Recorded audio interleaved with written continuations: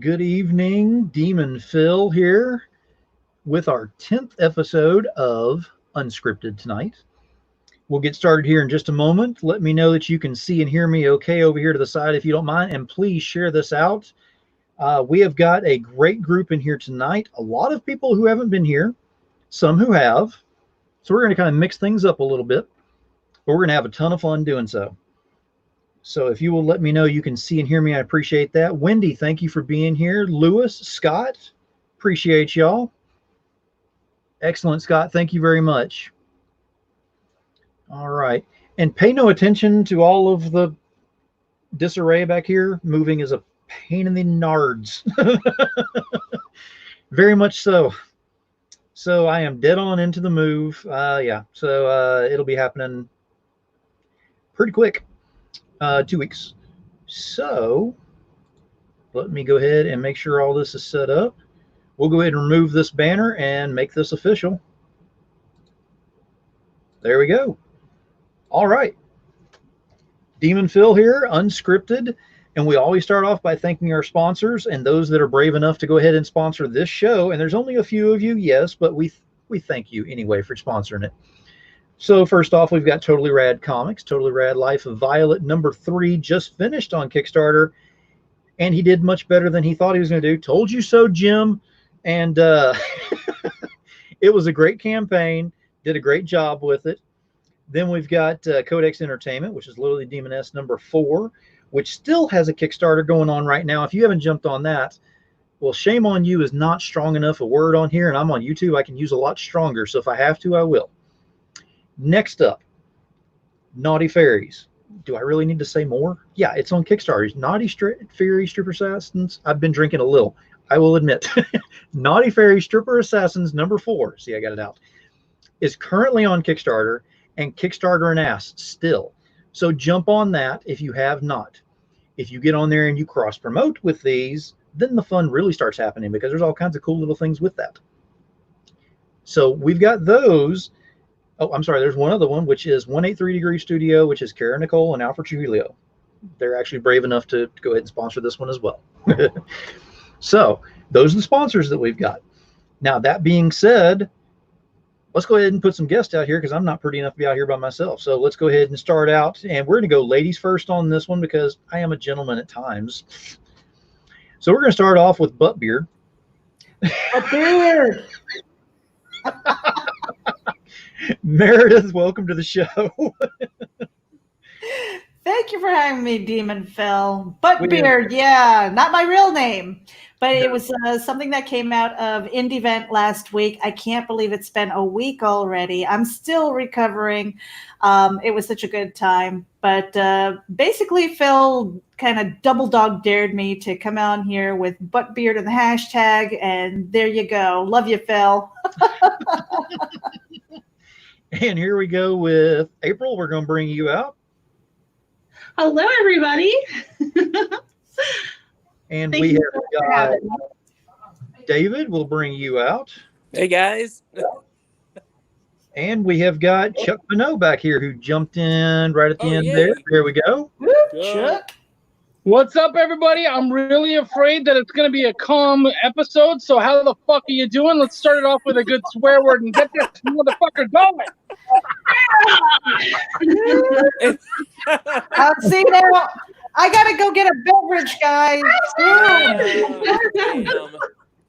You don't have a beverage? I do, but we'll say something else.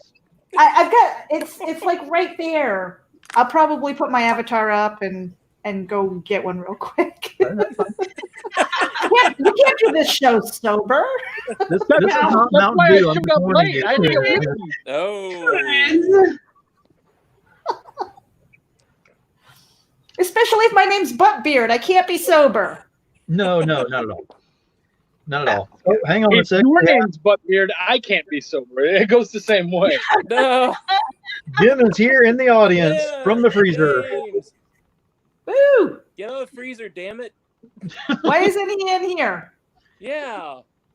He can't be. He messaged me earlier today and said that he cannot be on tonight's show, but he should be on next week's. Better. I will say this up front, that next week, yes, we will be having a show. The week after, we will not. So August 1st, we will not have Unscripted. I apologize, but I am moving that weekend, and I am not doing it from the hotel room. Damn You it. should just volunteer somebody to be a guest host. I mean, I could. All kinds of mayhem. Hey, I could. Oh God, if I put Chuck on as a guest host, that's a bet. No. I can see lawsuits and all kinds of stuff happening while I'm gone. I'm gonna fuck that shit up. Let's do it. Awesome. I want to see how badly you can get sued from one show. Oh, shit. Now they got to find me first. I'm moving. There you go. Let's do it. Chuck can have like fireworks and shit and everything. And he's like, watch this. That's excellent. Well, for those that have been here, and I think everyone has been here except for April, if I'm not mistaken. So April, what happens here is pretty much it is unscripted, which is exactly what it means. Whatever we decide to start talking about, or usually if someone in the audience will start poking fun at somebody, it'll just kind of go around. It usually ends with laughing to the point of tears. Halfway there. Sometimes boobs. Sometimes boobs. Yeah. Yep. Yeah. I think we've drawn me enough time with boobs. I don't think there's many more times we can draw me with boobs. Oh, I don't know I about think you're that. wrong. Oh, there's always I ways to think do that. David, I think he threw down the gauntlet. I was Oh, no, gonna say, you threw David's down the drawn gauntlet, dude. I've been David, drinking, so the more that I drink, the bigger the big get. This is good progress. Okay. Then I'm breaking out my Sharpie. Oh boy. I do have I a only picture have, next to I me. only have 1 micron that's working. This piece of shit. Scott, she is on the way. She is driving right now, and she was worried she's going to be late. And I told her to worry about driving on the road so that she Yes. gets here safely and can jump in. So she's fine. Right? Okay, cool. Crud. We got the attention of Wendy. She said, Oh. challenge accepted. Oh, Yes. naughty Yes, fairy, Yeah. stripper assassin. No, not good. Not a good idea. If you guys just draw Demon Phil with a nipple on the head, that would be a fucking hot tip.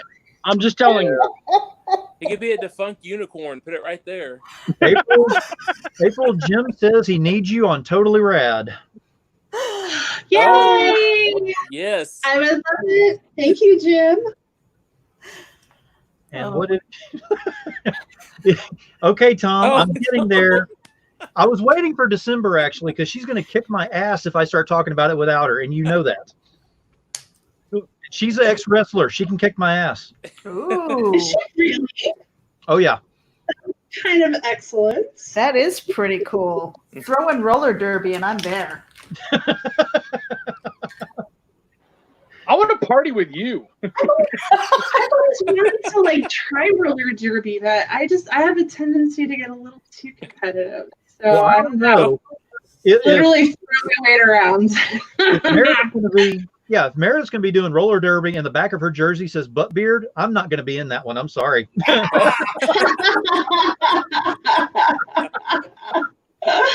That's awesome. Let's make it happen. Wendy said, Jim, you have to wait the line before the flying before flying naughty fairies. Wendy has been locking down artists left and right. I don't think she's giving that up too much. She's actually between she and Tom, man, this monopoly between y'all. I know. But they have excellent taste in art and character development. And Tom, I'm sucking up. I hope you notice. Just keep it going. The cover that I finally land with you is gonna have that stupid freaking pink portrait shit. Tell him you can draw Godzilla. Tell him you can draw Yes. Godzilla really well. That's it. Shh. Well, maybe I can draw the damsel in distress really good, and we can blur out Godzilla and make it dynamic and stuff. I think we can do that. I got your back, Tom. Yes, out there. I heard from the man behind the curtain. What was that? That was my husband chiming in his 2 cents. That's awesome. Oh crap! He's gonna be listening into the whole thing. I'm in trouble. He's trying to keep Mousy Mouse, the Destroyer, entertained.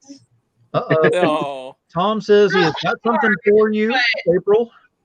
Oh. Him tomorrow. So it sounds like you're going to the principal's office. Uh-oh. Oh. Yay. I do my best work in the gray area. Larry, let's go, buddy. Appreciate you being here. Hey. Larry has got Niobe Comics, which Niobe 1 is already done, running on Indiegogo. I think it's completed or it's close to, but Niobe 2 is going to be coming out next month, if I'm not mistaken, and I am looking forward to that, Larry, big time. It's actually called Niobe Birthright 2. He's done a lot of Niobe comics, but this is a new arc. Chuck, do you have your hands in that one too? Nope. I have my hands on things, but not in that comic. Well, I'm not touching that What one. I do below the screen is none of your business. Just keep talking and make Daddy happy, all right? Who's your daddy? Who's your daddy? I'm trying to draw a boob here on Phil's head. Oh, me too. Me too. Oh, Just God, look I'm at getting an Jack. April exclusive too. Wonderful.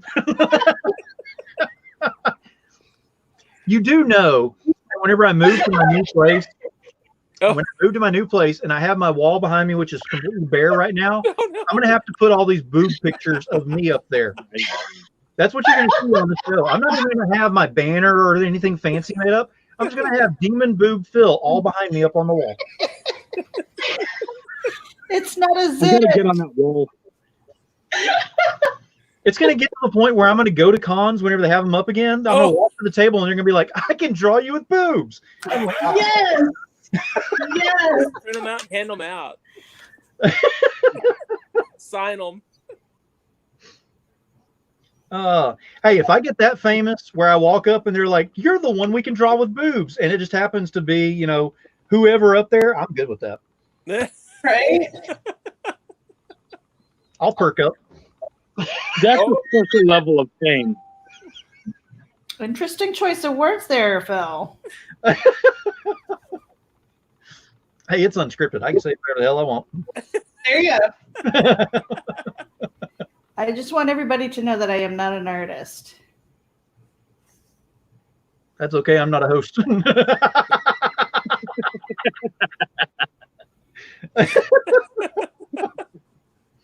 Wow, we started quick. Oh, hang on a second. Uh-oh. So Larry said the book number 2 is finished.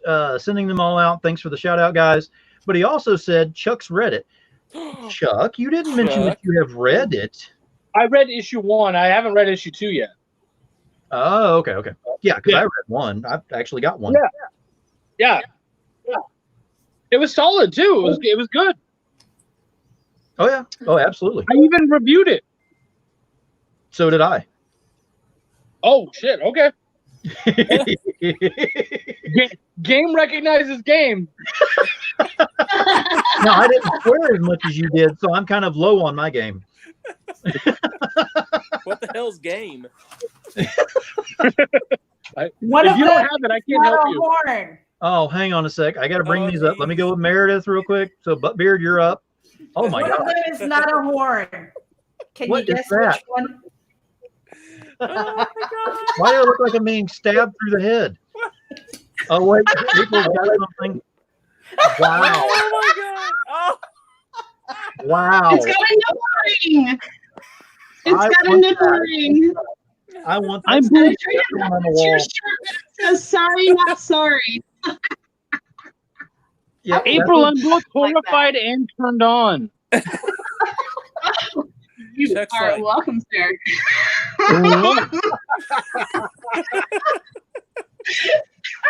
Hey, Chuck, I want to see that immortalized in Belial too.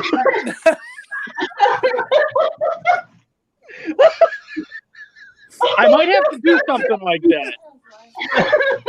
We have some room to screw around. I could be one of them off to the side, not a main character, but at least you see that over there. I'm gonna die. That's gonna be it. Oh, golly. I was almost famous in the ER for my post-it note sketches. I could have done a whole book on them. I swear to God, it was fantastic. There's nothing that anybody ever wanted to see, though. The outbreaks of bed bugs, and so I'd put these little bed bug sketches out of, like, you know, them trying to crawl out to come get you, and you're like, oh, stop it! So here I am putting them on everybody's computer. I did like 100 of them in a day. I wasted so much paper. Oh, it was fabulous. My favorite one was like, anybody's gonna suck, it's gonna be the Beatles. All right, hang on. Larry's writing a book over here. Let me go ahead and there are two chapters here. First chapter. What I'm saying is number 1 is being sent out to the IGG backers as we speak. Then we go to Kickstarter number 2 in August. Cool. And all covers are done. Script has been done. Cool. Now, and then he says, and yes, both of you reviewed number 1 and both of you said it was good, and I thank you, but gentlemen, wait till number 2. Oh, now you're hooking me on this one, Larry. I take it to that next level, and the ending will blow your minds. Okay, now I gotta have it. I gotta have it now. If you have not, I'm gonna go ahead and throw this shout out right now. If you have not read and gotten Niobe, you need to jump on that one. The first one, it's not your average comic. I mean, it's not one of those that's like, you know, superhero flies, yada yada. It's actually got a really great story, and you really don't even get into the superhuman aspects of it as much. It's more of the story, but it's a really, really good book. I mean, it is. So I'm going to give him props on that one. And if he's saying number 2 is better, the gauntlet is now thrown, because I will be doing a review on that bad boy. Now, Phil, you did a cover reveal not too long ago. Who did? You did. I did. Yes, you did. Why don't you tell us a little bit about that? So actually, I have the original art right here. I didn't pack it yet because, you know, I didn't want to get rid of that. Let me give you full screen on this one. Oh, that's gorgeous. So this is part of actually something that I plan on doing tonight anyway. Jason Doobie did Lilith and Mara, Sisters of the Dark, which was on Indiegogo a few months back. And so we worked out a deal on doing my first exclusive cover for the storefront. And I actually posted that up, and he got the books in. I have a video from Jason Doobie that I will be showing tonight, doing the live unboxing of these books. Oh, nice. Oh, very nice. So I'm looking forward to that. Oh, hang on. We have another guest here. Miss December. Yay! Hi. Hello. Welcome. That's way too hot for December. Way too hot for December. Oh God. Chuck, You gotta say it, right? Chuck, were you holding that one back ever since you jumped on here tonight, or what? As soon as I saw that she was going to be on, I was like, "That's the joke. That's the one." Chuck knows he doesn't need to hold back on my account. And I got the book, by the way. Thank you. Thank you very much. I can't wait to hear what you think. Oh, you got Belial? Yes, I did. Oh, yeah. I haven't gotten to read it yet, though. But I'll let you know when I do, though, because I'm stoked. I didn't even get a chance to post a picture yet. Okay, so Scott is saying December, and Tom is saying I saw her first. Technically, the doctor saw me first. Oh. All right, so now that December is here officially, and before I get yelled at because it's been less than 5 minutes since she showed up, Critter, there we go, I said it. So Tom Hutchison has a Kickstarter that launched today. This is not your normal, okay, I feel like I want to do a Kickstarter. This is going to be something we're just going to throw out there type thing. 10 years. 10 years of BDI. Critter being his absolute baby in this. This is the Kickstarter that he's decided to do with this, is a 0 through 4 book for this. There are prints involved. There's all kinds of fun stuff on there. You need to go over there and take a look at this and get on board. And if you're not on board, Before the 24 hours, you do not get the very nice, shiny COA that comes with it within the first 24 hours only from Carl Liversidge. So, and I hope I got all my information correct because I know this firsthand because I backed the thing. So if you have not, you need to go over there and get a hold of that thing. And there is the link right there. But go over to Kickstarter, look it up, jump on board. Tom has done an amazing job with BDI. And this is like the culmination of 10 years in one Kickstarter right here. Now, they do have ClickCon, which will be coming out in 2 months. And we're greatly looking forward to that. Absolutely. But this is the one that if you do not get a piece, this is like BDI history right here, 10 years. So if you've ever wanted to get on BDI and get something, that's right there. And that is an absolute shameless plug directly on it, but he deserves it. So now I will say this, December, you weren't here whenever I first started the show, and Tom got on to me because I hadn't mentioned Critter within 5 minutes, and I told him that you would kick my ass if I said it without you. So I had to wait for you to get here, and then now we're good. I mean, that's just standard. Everybody has to wait for my presence to announce anything.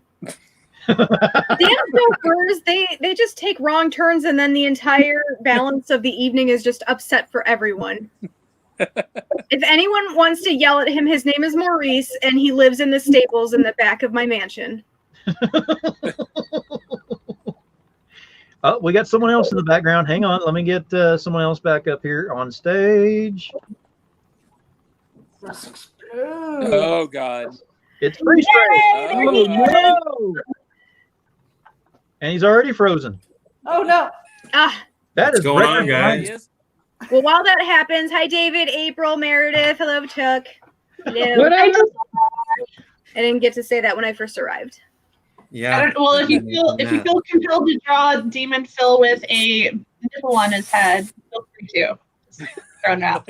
Yes. Mine's terrible. Mine was like a book on the back side of his head. April did a much better job. So, Cinder, would you like to see it? Okay, and this is true too, and I forgot What's to bring going this on, up. guys? Wait, 30 more pledges? I thought we were like within 2 or something like that. Oh. But anyway, 30 more pledges in 38 minutes, and we get a special Steph Wilson cover, which means Steph Wilson is finally going to be able to do a cover for Critter because Tom always tells him no. Because Steph happened That's to a whole show lot, him- guys. I hope that we get that. Yeah.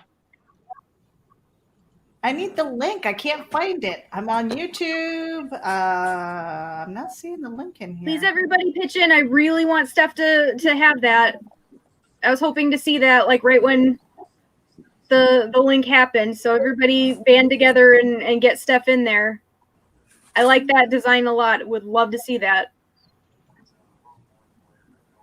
Meredith, go to the private chat. I just put it in there. Okay, cool. Steph deserves it. We all know that. So you guys have dealt with Russ more than me, but I have an interview with him tomorrow. Is that what I should be expecting? Yep. Poor Russ. Poor us. Tell him to put it in the freezer. There. What are we putting in the freezer? Russ. Yeah, you're staying up there for like 20 seconds. That is great.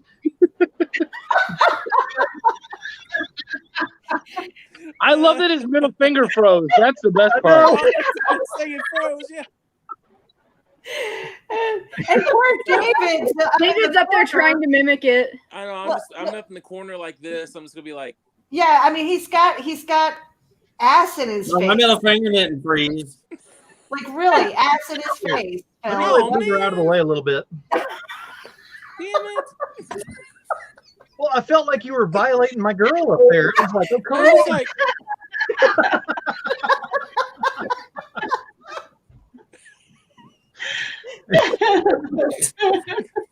I mean, it's a good thing Russell wasn't up there with the finger. That would have been all in the wrong place for how long? oh, I didn't go. Wait, yeah. Russell, welcome to the show. Yeah, thanks. Okay, I see him blinking, so he's not frozen. No. Now, Russell has got a book that he is working on right now called Night Titan. Night Titan. Yeah. What is it? What is it called again, Russell? I think he's got a little bit of a lag. Xenonanite Titan. That. Why is it so easy for you to just spit that right out? What is that, Mike? What? We're losing him again. It says my mic not working. Yeah, it's working. You just got a huge lag.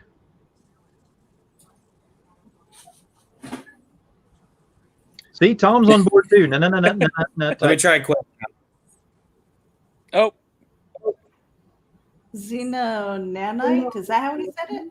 Xenonanite. Xenonanite. Yeah. Shoot, I'm slow and I can't. It's even whenever I'm not drinking. I don't know what it is about it. It's just like it just doesn't stop.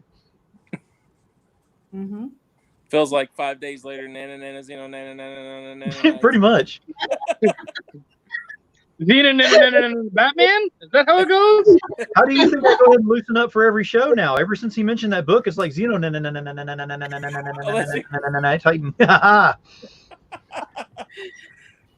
But if you do it just right, it rolls right out of the tongue for like a minute. Yeah, pretty much. Okay. Yeah. No, but I mean, he's got a great book that he's working on. I met with him, but I mean, anybody who knows me, anybody who knows Russell, anybody who knows most of the people who are in here, know that we mess with each other in the worst of ways. Just because if we didn't mess with each other, then we wouldn't love each other. So yeah, just like Chuck's over there being quiet right now, and we all know that's Chuck's the same way. 5 minutes.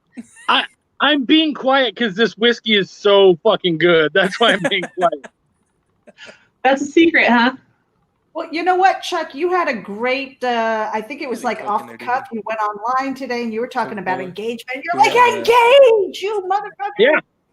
And now I'm not. I was thinking, fuck you guys. I already engaged for one day. A small glass. I got it. Now he's just. I got to join this. That sounds good. He said whiskey, and I was like, ooh. Oh, yeah. This is my whiskey. Ooh. Oh, yes. Oh, that looks pretty. Ranger. Yeah. Nice. Yeah, this is Texas Ranger. It's right here in Texas. It's local to me, and it's really nice. It's got like a caramel back. Not freezing up anymore. Much better.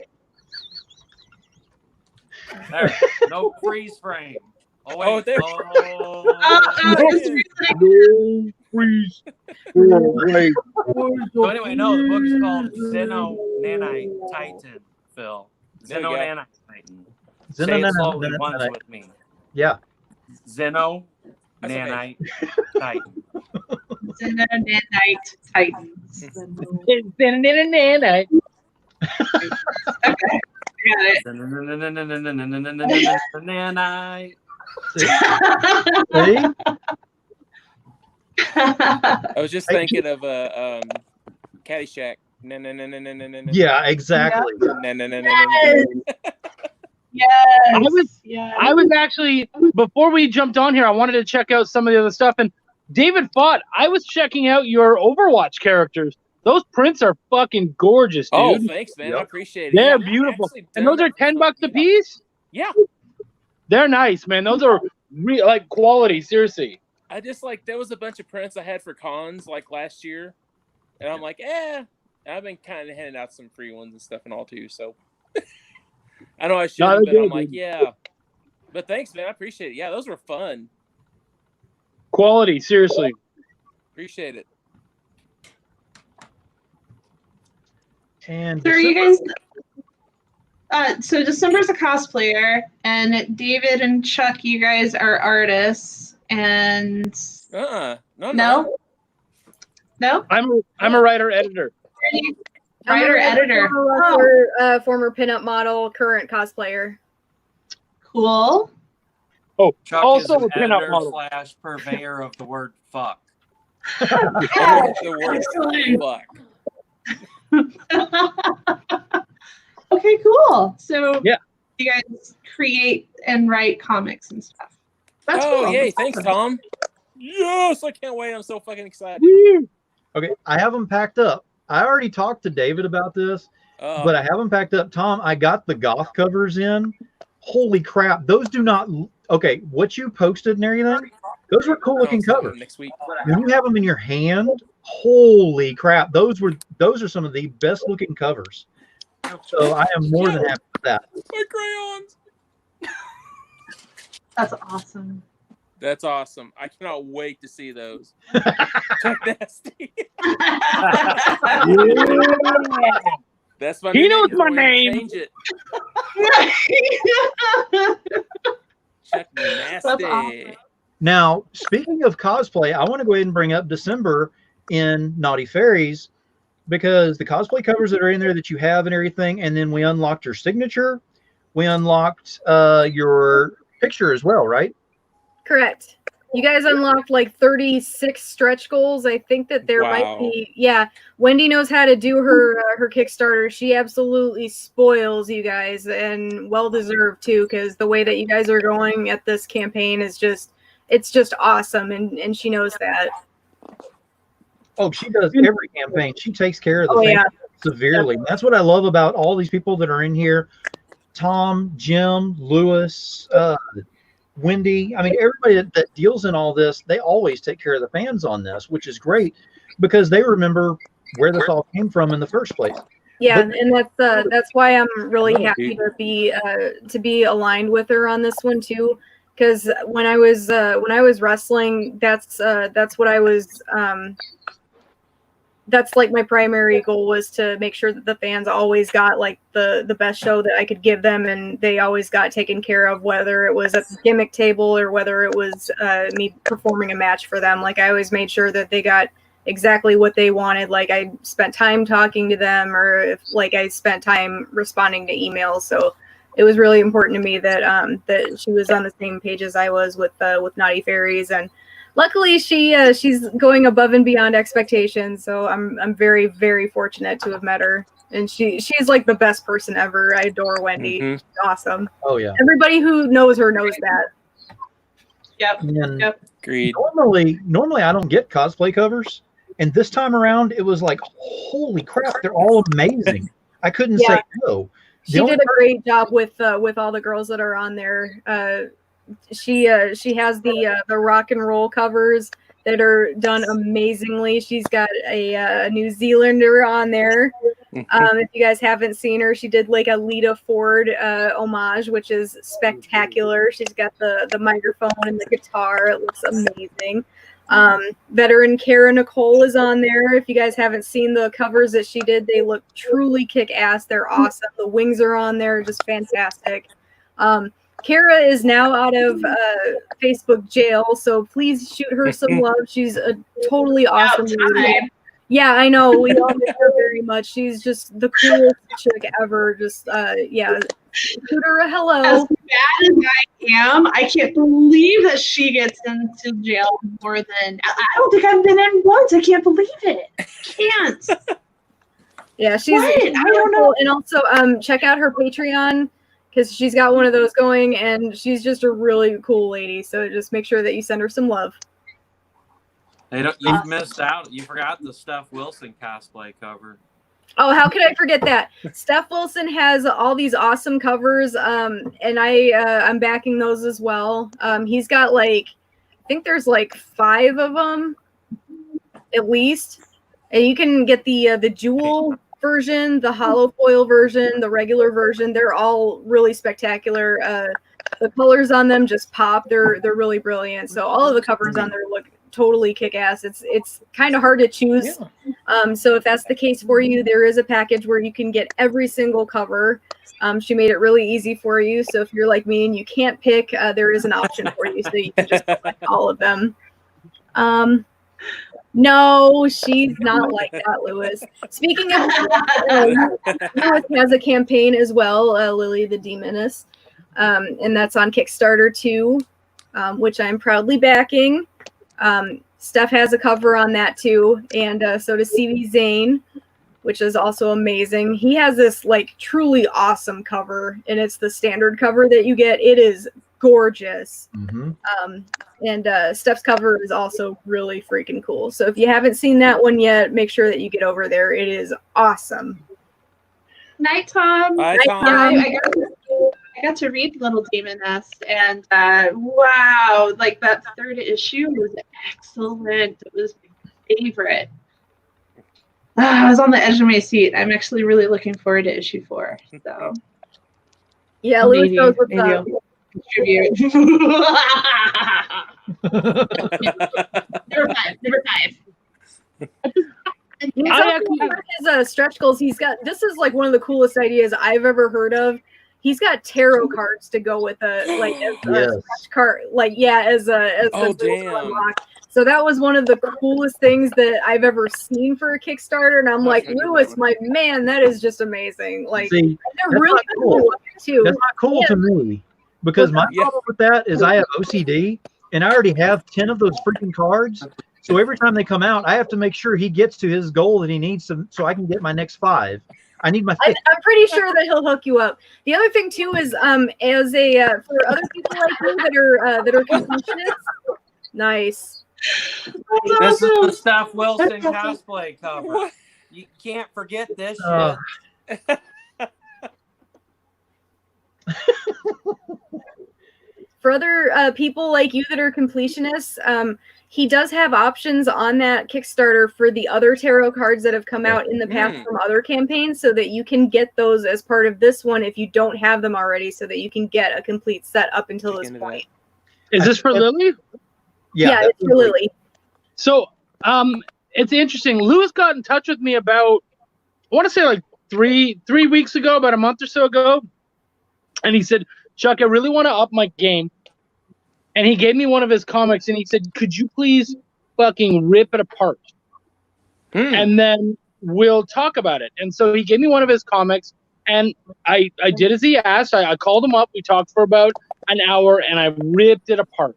And he sat there with a pencil the whole time and just wrote down all the notes and everything. So I would tell you guys that he is really working hard to try to not only bring amazing art, but he's working really hard to bring you guys a kick-ass story.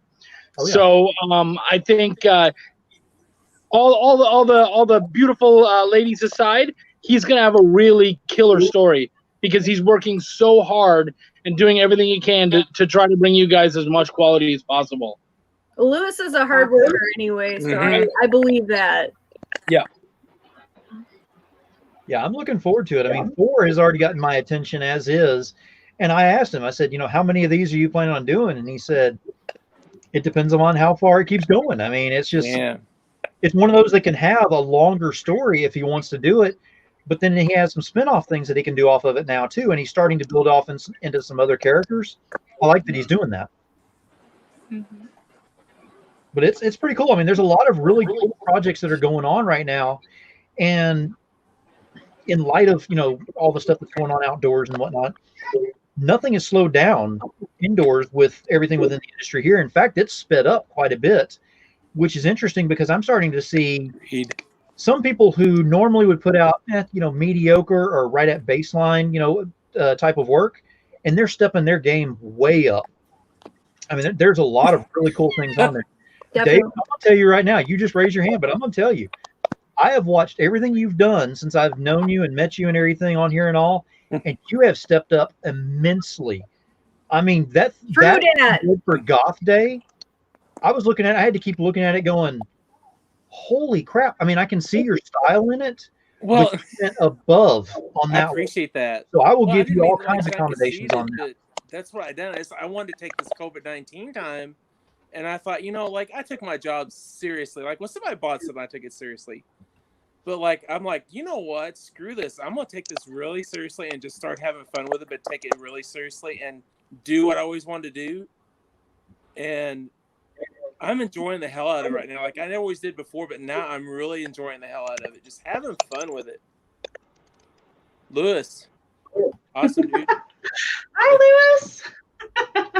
But I appreciate that, Phil. Seriously, bud. Oh, absolutely.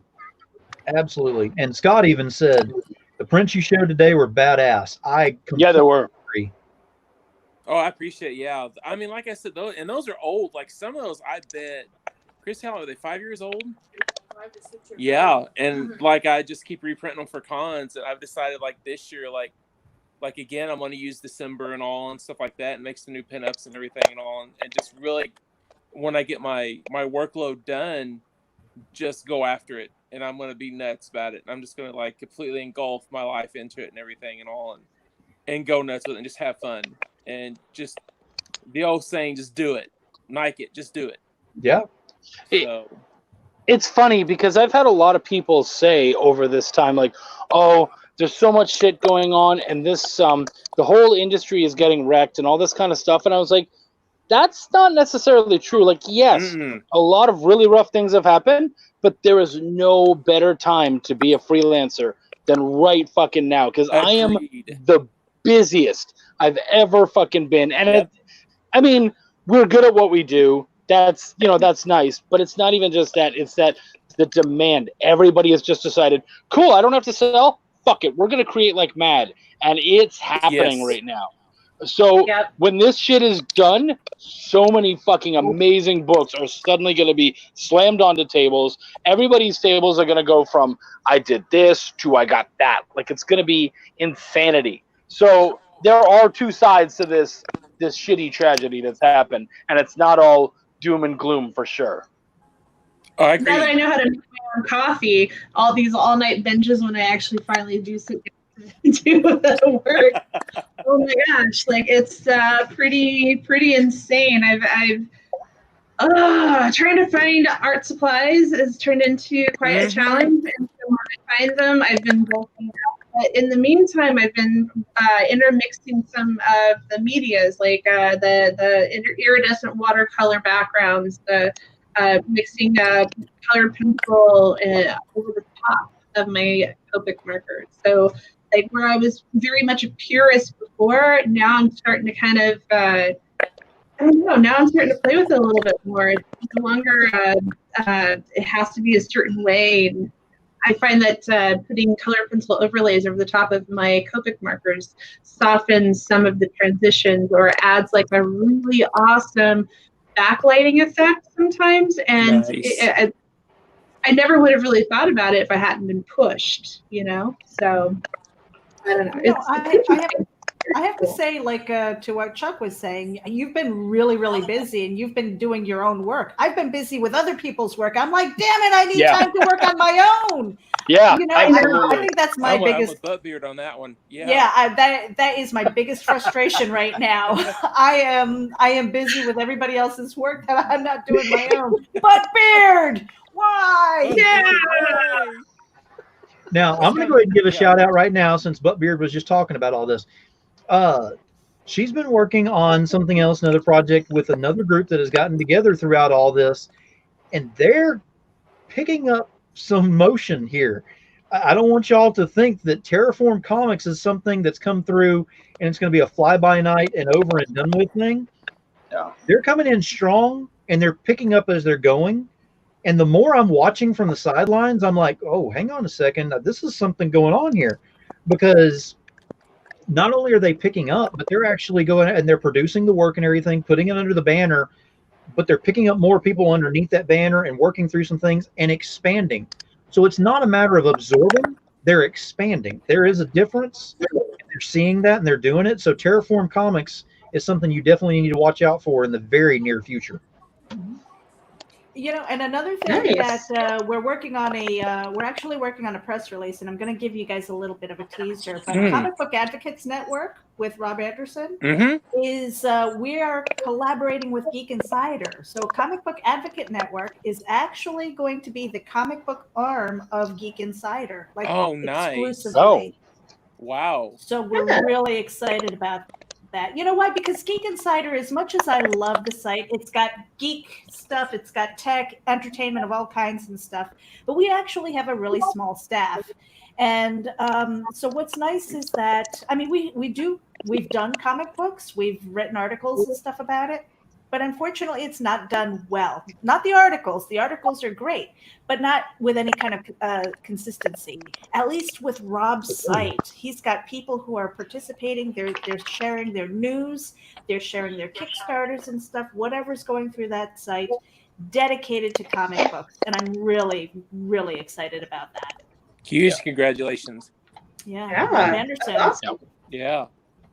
And that's the thing. Like, we don't want to. We're not. It's like Geek Insider's not swallowing Comic Book Advocates Network. We want to work with him. You know, it's like, okay, you know, well, how can we do it? Well, you have an established site. He's been there for what, 5 years, Chuck? Yep. Yeah, 5 years he's been doing that. He's been building that up. Why would we eat that up? It's like, no, you've got an identity. You're just going to be the comic book go-to for us. We're going to drive traffic there. And for anybody who's into comic books, who's visiting that site and wants to see tech, blockchain, whatever the hell it is, you know, he's going to have a link back to Geek Insider. So it's really these two sites that are kind of collaborating together. And it's not a merge, I don't want to say. I don't want to say it's a merge. It's a collaboration. Speaking of Facebook jail, because if I'm not mistaken, I believe Guest Relations is still in Facebook jail, so he's in here right now, so that's pretty cool. Thank you for being here. I guess Facebook jail is just a thing that's going around right now. I don't know. It's the thing to do. Get in Facebook jail. Yeah, never been. Oh, I'm too pretty to go to jail. With boots like that, you would get just wrecked. You would be someone's real pretty bitch. Yeah. No, seriously, I have no idea how anybody gets in Facebook jail. I don't know I know. either. You do, David? You've been. Yeah. What did you do? Got me thrown in it. So. Jim, it's too bad you can't be on here tonight, buddy. We miss you being on here and everything. I know you said you're going to try to get on here next week. That'll give you about a week to keep your phone in the freezer. It should be good by next week. We should be That's okay. what I just said. I was messaging him. It's like, Jim, I miss you. I need to find a place where I read this. Did I do that? Now, see, I heard about this, Joshua, but I have no clue what it is, and I don't want to look it up because then I become an accessory. I'm not Googling. You had me at accessory. Oh, hang on. We have someone in the backstage here who wishes to join us. Uh-oh. Ooh, it's going to be a tight fit. You had me at That's what she said. Hey, everybody. Hey. Pork chop. What's up, buddy? Not much. How is everybody? It is going good. Where are you? It looks like daytime. I am, so I live south of Seattle, so we have 27 acres, and I'm out with the puppies. I'm in a tent. We're out camping. Oh. You have a fancy tent. This motherfucker's glamping. I know, right? That's not camping, dude. Man. So there's no bathrooms. I washed in the sink in the stream today. This tent has 2 queen size air mattresses, and then I have a cot. And yes, damn, these are short shorts. Those are. You know what? Your legs and Demon Phil's tits, and you'd be the perfect woman, guys. That's excellent. That's hot. That's hot. Uh-huh. Oh no, army issue. So. My hands are officially going back below the screen.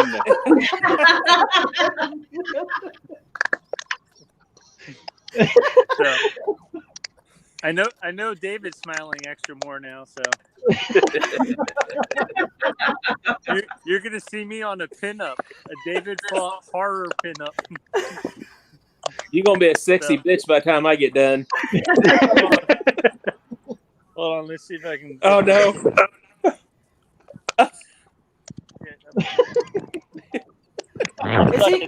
What did you stop for? All right? I was waiting for Just getting to the good part.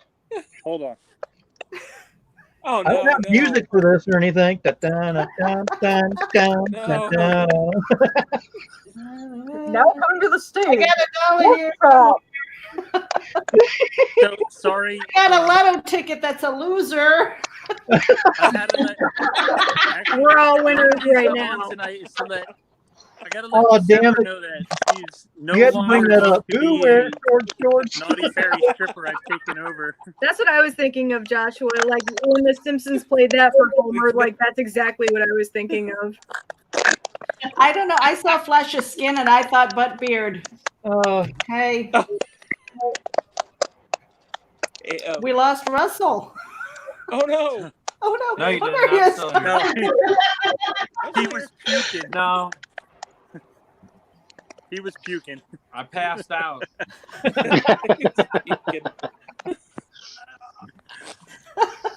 So, Russell was like, "Oh damn." hey, I don't know what you guys were talking about because I jumped on her and I just messaged Phil and I was like, "Hey, can I crash the party?" I saw that you had David and Chuck in December and April, and I was like, "Oh, there's a party going on." I'm gonna jump away from the s'mores really quick. And, say hi. So make us a damn s'more real quick. That sounds good. Oh man, I'll tell you what. The fire's been going for about 3 hours now, so it's nice and red hot coals. Tomorrow's Okay. With s'mores, how do you prefer your marshmallow? Like, what level of doneness? I mean, I like mine flaming so I can blow it off and then crunch it. But I mean, so they're all eating marshmallows. I That's eat the the only way chocolate to by eat 'em. itself. The only time I actually eat marshmallows is twice. I'll eat marshmallows in hot cocoa with rum, or a peanut butter and jelly sandwich with bananas, marshmallows, and chocolate chips. Oh Because damn! Oh, that sounds so good. I'm almost 50 and I eat like a 10-year-old.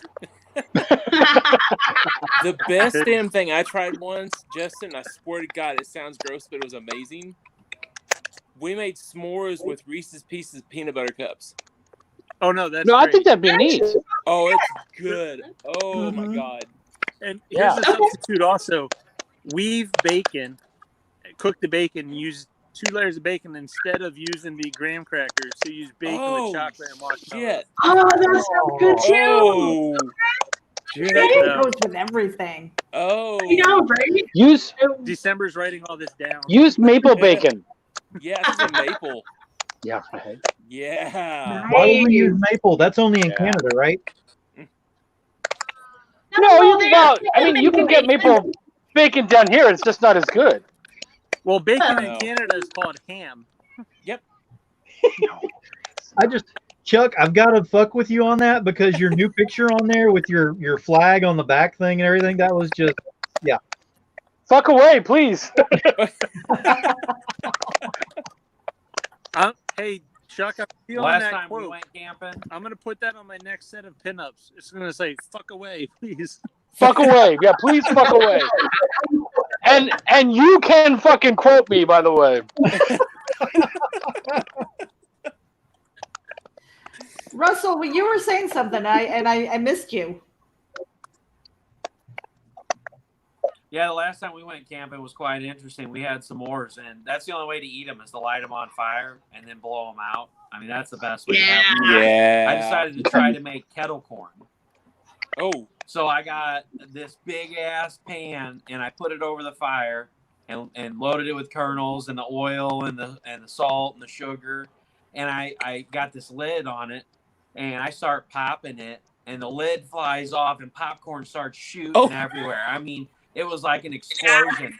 I was the only one outside at the campfire. So my wife and my niece and my nephew and my kids come walking out, and there's fucking popcorn flying in every direction. You're like, oh my God, what's going on? You threw it in the The fire? next morning. You threw the kernels in the fire? The next morning, it was insane. Why? Do what, Justin? You cut out. Oh, I was asking, did you say you throw the kernels straight into the fire?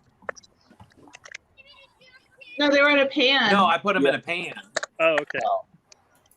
And I had the lid on it, but the lid was missing on one of the, like, wasn't completely on there and on one side, and so it flipped it off, and it just started shooting everywhere.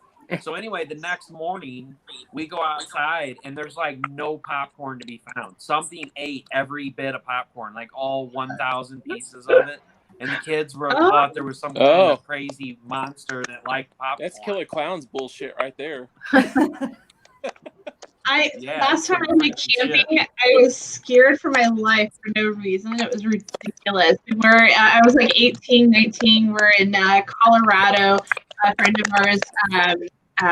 It was me, my friend, and her two friends. I don't know. Anyway, so we're out there in the middle of nowhere, and like literally, there's no lights anywhere except for the starlight. And I was getting ready to go off on a little bit of an excursion, and the guys are like, "No, we saw a bear. Don't go over there." And I'm like, oh, "Okay, I'm not from bear country, okay." Anyway, so we settled down for the night, and all of a sudden, I'm like hunkered down in my sleeping bag, and everybody is in the tent, and I start hearing a. And I'm like, what? A little stomping, and I'm just like, son of a bitch, I am gonna die. I am gonna die. And so, yes. Oh, this is Mousy Mouse.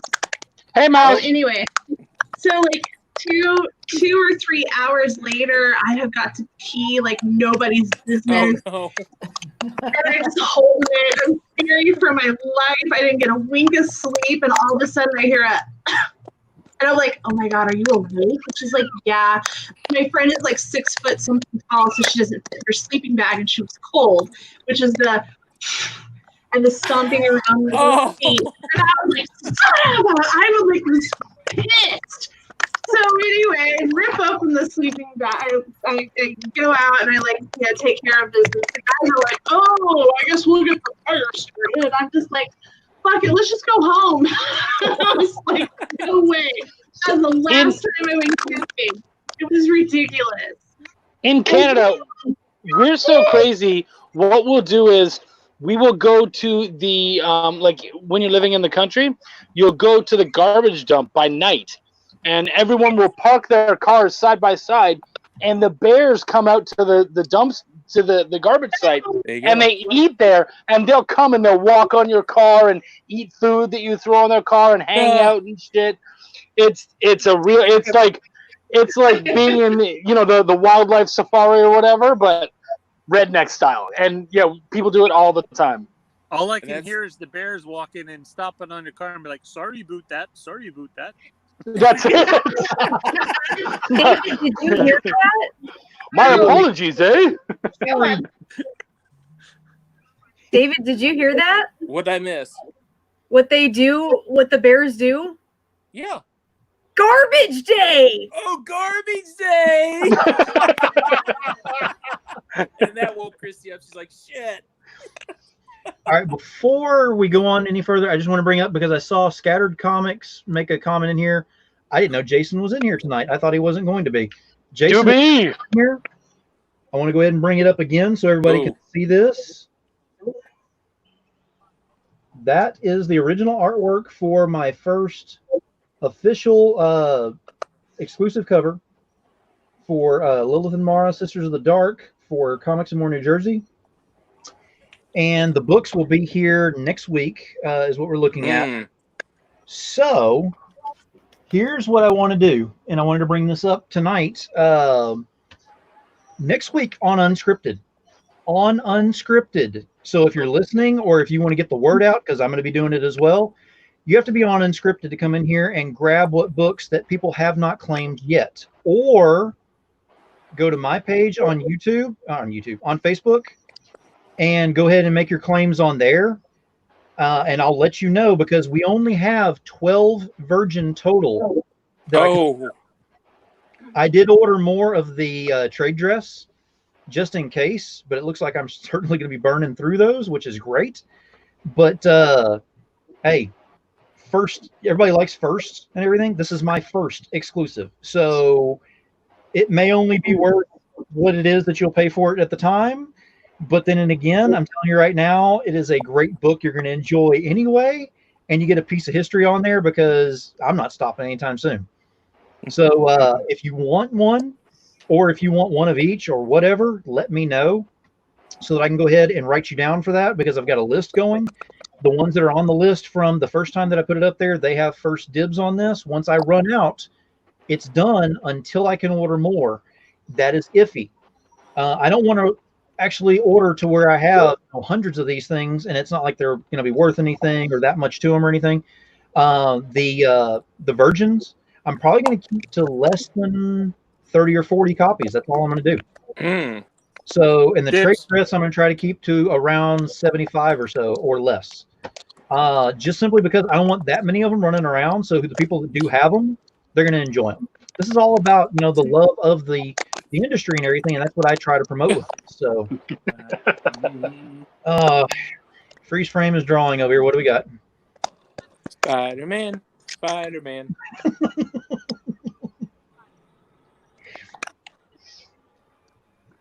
What does it say?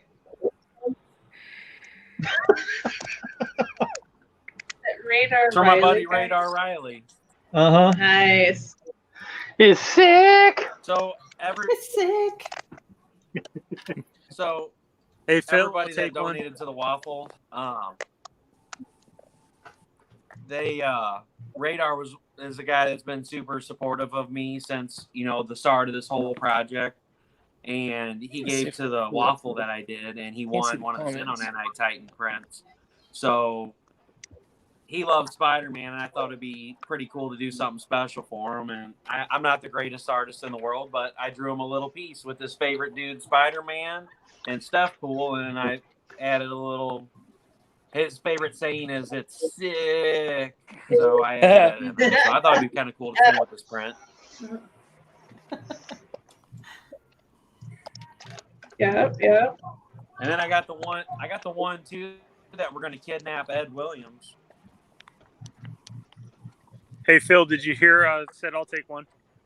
Oh, cool. You want the trade dress or the virgin? One of each. Hey Phil, did you hear? All right. Ooh. Yeah, those virgins are going quick. That's how they go. That's yeah. Do you order those through Wayfair? You have the stipulation you can only have it once. I think you order them through Wayfair. They come in closets. Wow. That's how it happons. Yeah, that's cool. The 2020 version of You like a piece mail of order history? virgins. Mail order virgins. Virgins. Hey, my phone's at about 10%, but before I either get kicked off because I run out of juice or whatever. Hey, David, I saw you posted a bunch of your pinup art, and you got that going off for sale. So there's some pretty good stuff you got out there. I hadn't seen it before, man. You got quite a talent to capture. Appreciate it, man. There's a vivacity to some of your pictures, and I really like the style. So I appreciate it, bro. Yeah, David's getting the love. I'm getting the love tonight. I second that. Yep. Phil is absolutely right. You have upped your game, sir. I can't wait to see what you do next. Oh man, I can't wait. I want to work on your pinups so bad. I want to go forward. I'm like, come on. But hey, Dude, David, I'm not like kicking your ass to do it. I'm taking no. But I want to do it. Like, I'm ready. Like, I want to see these things that I have in my head. I have them done or sketched out. I want to see. Wait, David. A lot of people picture me, okay? Just, keep that to yourself. Well, he said they were sketchy. Yeah, they are sketchy, I bet. Hey, David, I got a pencil I'm working on to send your way to do a collab. I'm going to let you throw inks and colors on it. Hell yeah, I'll send it. Oh. Send it as soon as possible. What? What? So I have a piece that I'm working on, and it's unique because what it is, it's one of my own original characters. Think steampunk space marine female, and she's holding a poster that's more like a wanted poster. And David, that's space for you to draw your character into that piece, and then color it. Yeah. And then what I need you to do is draw one of your characters with the way that I can then draw one of mine into your piece. Oh hell yeah! Yeah, I'll get on that. hell Too. yes. Oh, I miss those jam pieces. Those are fun. Love jam Love pieces. jam pieces. So- Oh yeah. I appreciate Those that, are man. Yeah, fun. I can't wait. So It's tough because yeah, so writers I'll can't DM do you that. for that. What's that? It's true. Writers can't do jam pieces. Like, that's fucking difficult. We have to No. butt heads and fight. They did the world record thing. They had artists and writers both, and the writers would draw the or would write the panel, and then the artists ended up having like 120 people all total that. trying to do this. It was amazing. So there's opportunity if that can happen.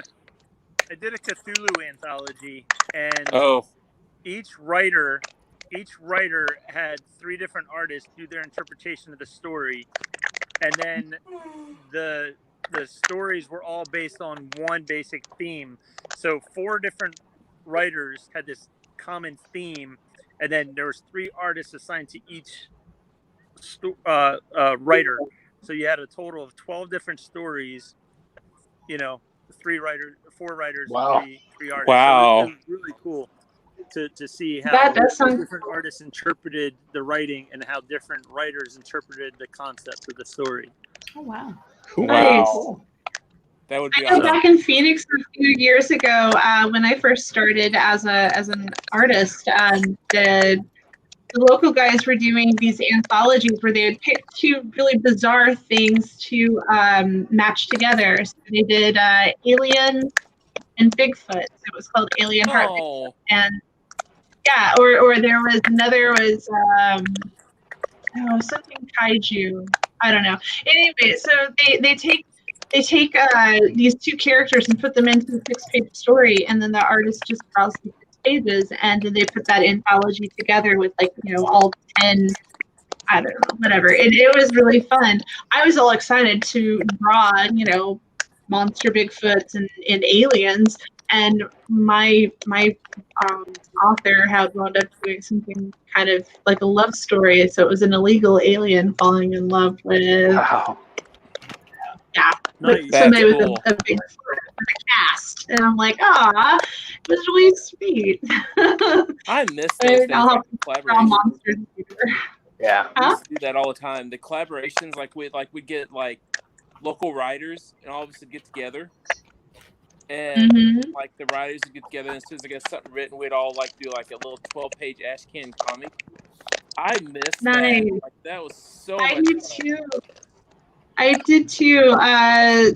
Doc Vaughn back in Phoenix, he started putting together his own zine. I think Mike DeBalco and him both did it.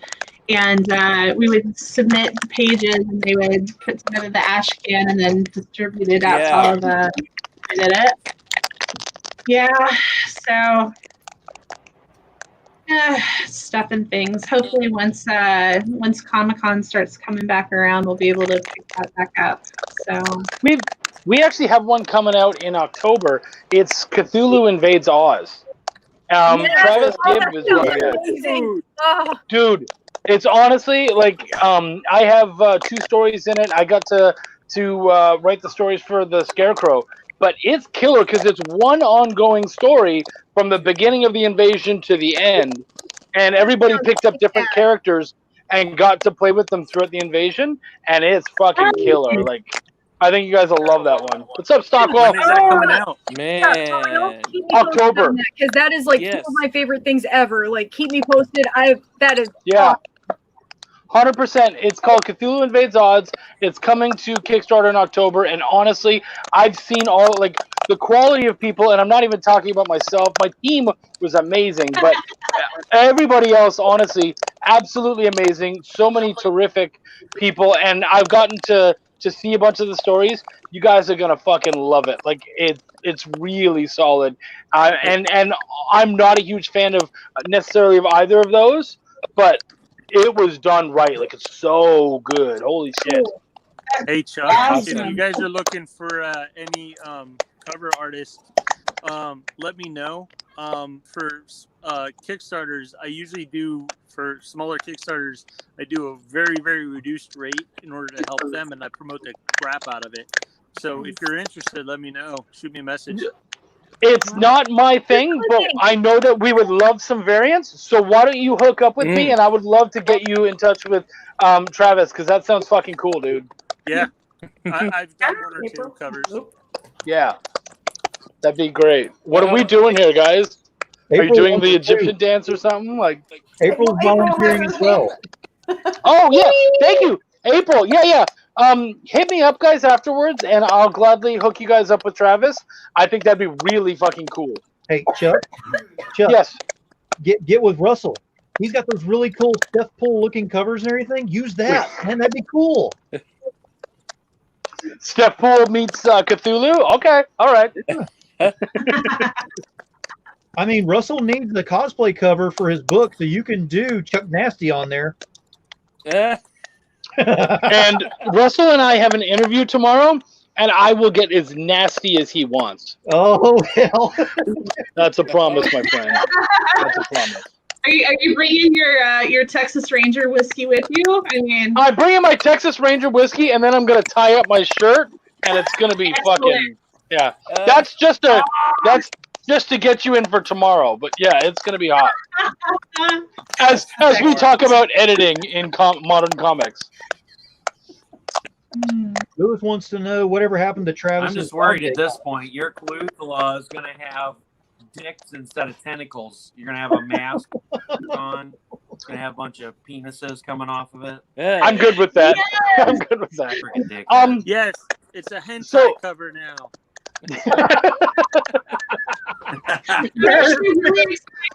I got my first penis commission that I have to draw. So I'm like, yes. See, anytime I look at it at a cover now, I'm like, needs more tentacle porn. So I get it. Lewis, that was a really good question, Lewis.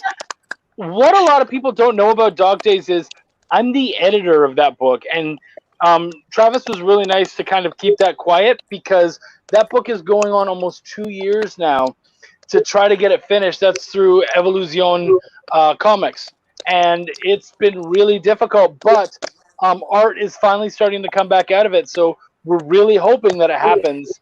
No one's crossing their fingers. We're hoping at this point. Yeah. So that's kind of all. Stuff is still happening, so we're hoping. Hey, can I throw one thing out, Phil? And then I got like 3% left. Yeah, go ahead. I don't know what that means, but if you guys aren't following, and Meredith, I owe you some information, but if you guys aren't following my Instagram, it's Art of Justin Hunt. I keep it really complex so people can't find the shit. But I just made a post earlier of if you like aliens and predators, go check out my latest post. I can't tell you, but a certain company now has the rights to that, and a certain company is kind of talking to me about doing some covers based on that. So anyway, shit! That out. So we all know who the company is, so yeah. When you know certain things and you know certain people, and but it's also a lot of work that gets put in behind the scenes. You know, I want to say when I did my first Marvel piece, I had probably close to 200 submissions before I got a yes. So wow. For anybody who's watching who wants to break into comics, whether it's writing, pencils, sequentials, covers, inks, I don't care. A no is not a no. A no is not right now. Yes. Keep working at it. Ask people, and if you ask somebody what they think about it, and they tell you need to work on a hand or you suck at feet, or something else, then you work on it until people like it, and you do what people want. And now a lot of people get into one style of art, which is great, but there's so many different types of comics out there, and they're all looking for different styles. So if you can take you and tweak it here and there, whether it's art or your writing style or whatever, keep working at it. You're always being developed. Never say you know what the hell you're doing. Go to a con, walk away from your table, look at everybody else, support other artists and writers, buy their stuff, support Kickstarter, support the indies, get out there, buy some of the other stuff, but talk, socialize, and don't stop creating. You'll never, it's never wrong. It's just not right right then. So just keep doing it. So anyway, it's a little bit of a soapbox, but I just get so pissed off when I hear people like, "Oh, I suck." I should be like, "No. Put your time in." Yeah, that bothers me too. Yeah. You know, put your time There's in. a different style that's going to fit every different story for every different individual. Like, it's, I don't know, it's so diverse in this field. Right. But don't quit. And then you got some people who get upset and they're like, I've been doing this for a year and I have, you know, they get published, quote unquote, with other groups and stuff like that, and they think that they should be at the same level and pay as other people. And it's like anything else. If I go to a con and I draw something in 30 minutes and people bitch about the price, I'm sorry, it took me 15 to 20 years to learn how to draw that in 30 minutes. You're also not paying for that. You're paying for whatever. You know, I have a Mike Mignola piece. The guy drew it in 15 minutes. It's like I don't know, it's $1,000 or whatever because it's a Mike Mignola, right? But you don't get it for that. You get it for the name and the quality and everything that he's behind that name. And if you're just somebody who's only been doing this for a month or two, you're not going to be at that status. Don't think you're going to. So just keep working at it. Keep going. There's a lot of talent in this multi-rooms, places. You know, every single person in here I've seen online at one time or another, and I've probably said hi or talked to somebody in here multiple times. Reach out to other people, expand. You know, Russell, I've seen some of your stuff. Chuck, I'm actually familiar with your stuff. April, I've seen your stuff. Meredith, I don't know who the hell the guy is above me. He sells like trinkets and shit from New Jersey, so he hasn't sent me pork roll yet. So, but no, I'm just kidding. But anyway, guys, I'm gonna get out of here. I got to go back and cook some more food and eat and drink beer and whiskey. All right. You need some more pork chops. I don't even eat pork chops. Some of you know the story of why I'm called pork chop. Yeah, that'd be cannibalism, right? Well, yeah, you can't eat a pig. So, next time for when I go to put something for cannibalism, I'll put stud. Anyway, just joking. All right, hey guys, keep doing what you're doing. Everybody's doing great. December, congratulations on your multiple covers. Thank you. And everybody keep creating. Meredith, I owe you some stuff. I've just been behind because of the art studio launching in 2 weeks. So thanks for letting me crash. I'm always around. Hey, no problem. Justin, that looks like one. Yeah, Justin, make sure you message me whenever you get away from camp and everything. I don't want to take away from your time and everything. What was the Instagram again? Pork chop of shorty shorts? Yep, pork chop booty shorts. Come and grab some at Instagram. It's out of Instagram. It's called Half an Ass Cheek Showing Out. Otherwise known as Art of Justin Hunt. So super easy. All right, and Phil, I'll message you on Monday. Cool, that'll work. All right, see you guys. Bye. Stay safe. Bye. See ya. Be safe. Yeah, Chuck, you know what? That scared the hell out of me when you said that Travis Gibbs, that one project has been about 2 years because you're chasing down an artist? No, oh my gosh. Damn. No, it's the fucking publisher. I can't talk too much about it, but he's notoriously an issue. And part of it is that one thing tends to fund the other, and we all know that just doesn't fucking work. I like that. I'm in, Scott. My fat ass is so in there. But the other part is that he's also incredibly picky about his art, and so I mean, and I'm sure April and David can agree with the statement. You can only send art back so many times before it's like, no, you're the problem, motherfucker. Like, I shouldn't have to keep fucking doing these pages over and over again. Either hire somebody else or fucking Yeah. leave me alone. Like, let me do my shit. If it's sent back that many times, there's either got to be a happy medium or you're not the right artist for the job. It's straight cut. That's the point.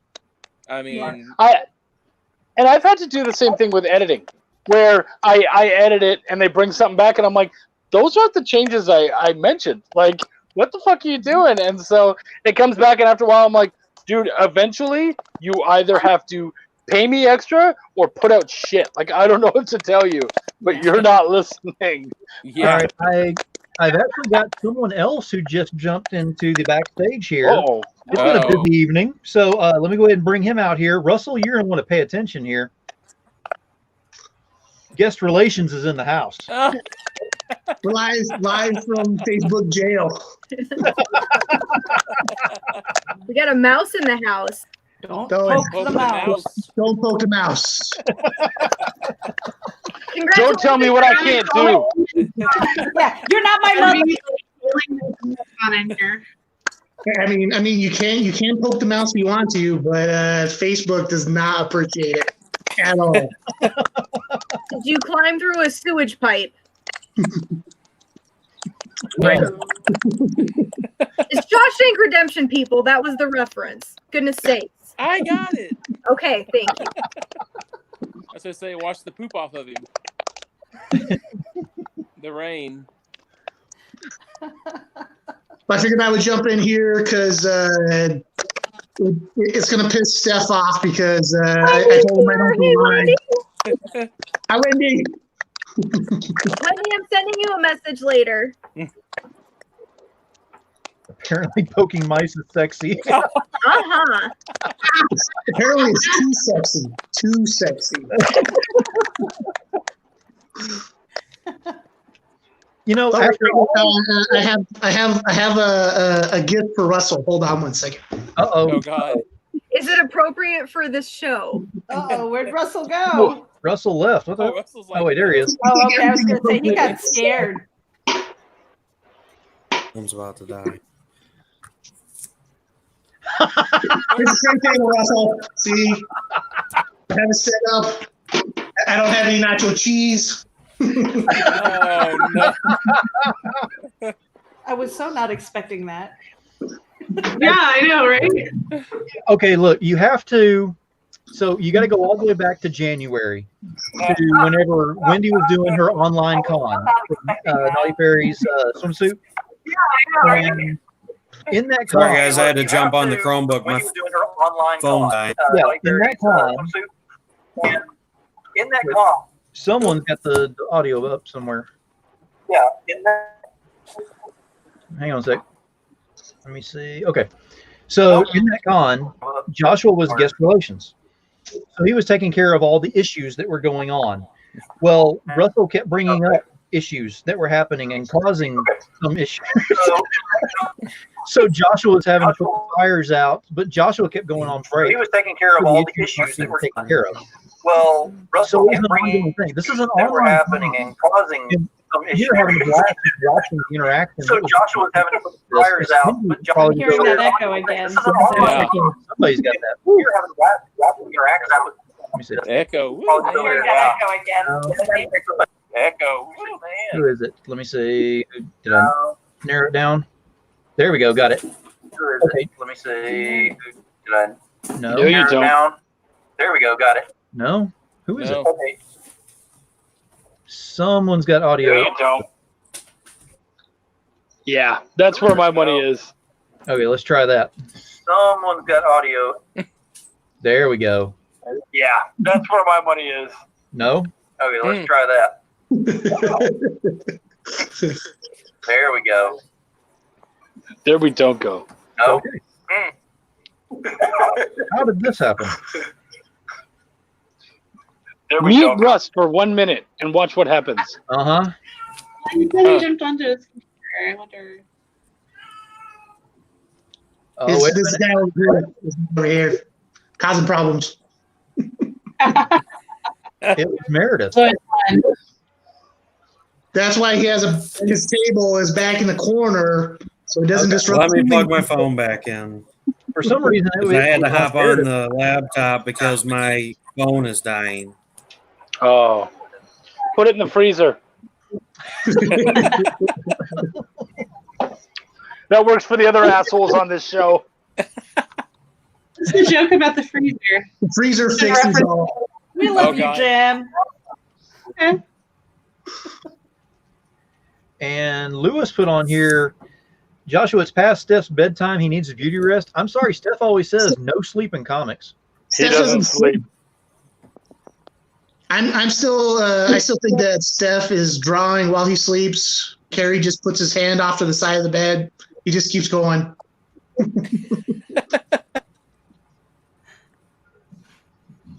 And freeze frame is in all kinds of ways here. At least his mouth was closed. Oh, he's froze, yeah. He's definitely frozen. Oh, there you moved. That moved.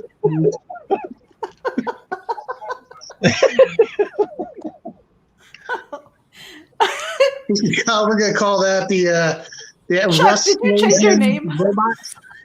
Oh, I've changed my name a bunch. I was Chuck Nasty for a little bit. Now I'll poke everything. Oh yeah. I'm gonna keep. Once I learned that I can change my name, oh fuck, it's changing. Yeah. Oh my goodness. So now I was curious again, because of the what you were saying about the artists and things like that. I'm at the point right now where I'm trying to. I'm doing the second edit on my own script, knowing full well that it's going to go to an editor, but I want to try and tighten it up as much as possible. And so somebody asked me the other day, they're like, well, are you looking for an artist? And I'm like, dude, I'm not even there yet. I just want to get through the script. I'm like, please, because. Wait a minute. What is this thinking about that you actually need something besides artist? What? Is there something inside of a book? There's got to be a story, right? There's something inside of a book, really? Because I just look at them pretty on the walls, shiny. Yeah, I know. I come from words, so and they don't always need pictures. This is kind of new for me. Now, Russell's going to kill me because I now have power to change people's names as I want to through StreamYard, so I change it to freeze frame. Oh my god! You just outed his secret identity. Well, that's so secret identity. Yeah, right. It's not much of a secret.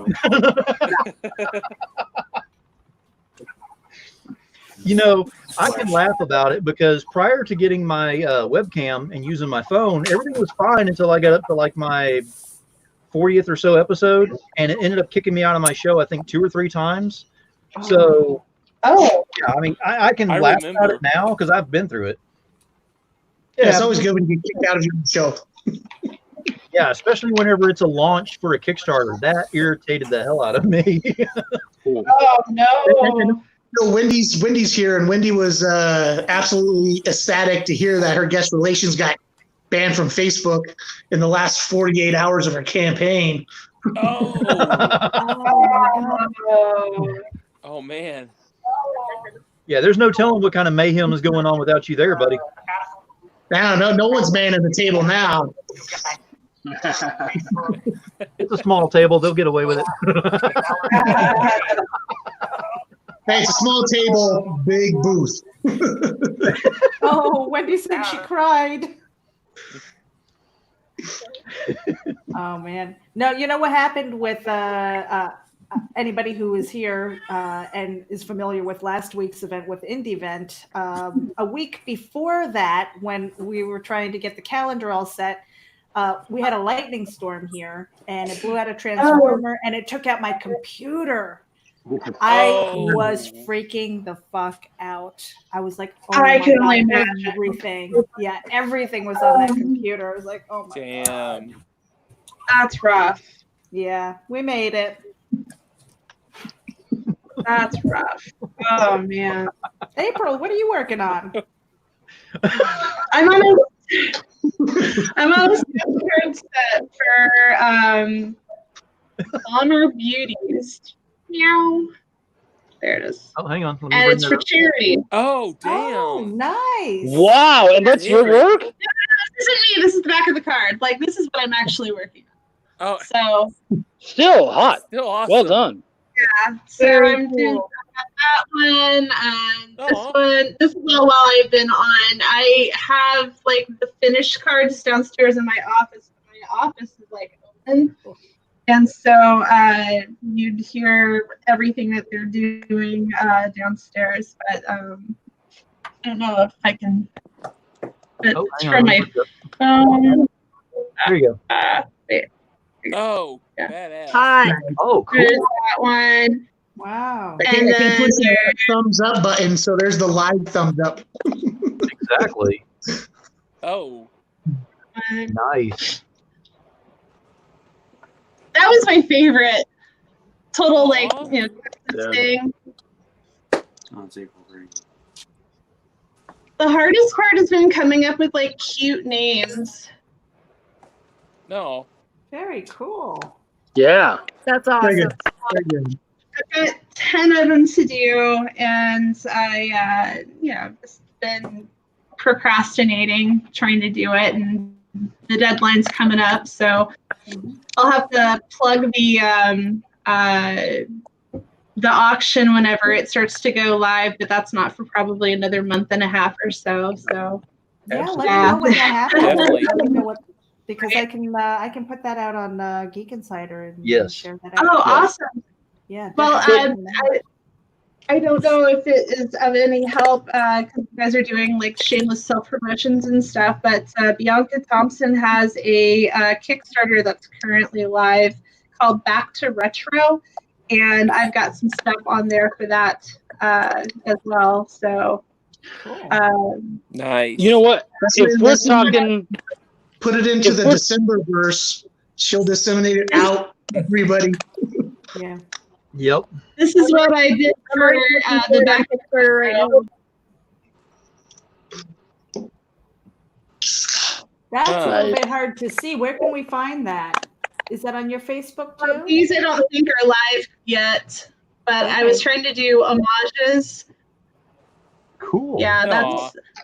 that's whenever great. I can share them publicly, I will. But I was doing like She-Ra heavy metal and Rainbow Bright and Mad Max crossover and like all kinds of crazy stuff. So Yeah, I mean your it's currently card. live.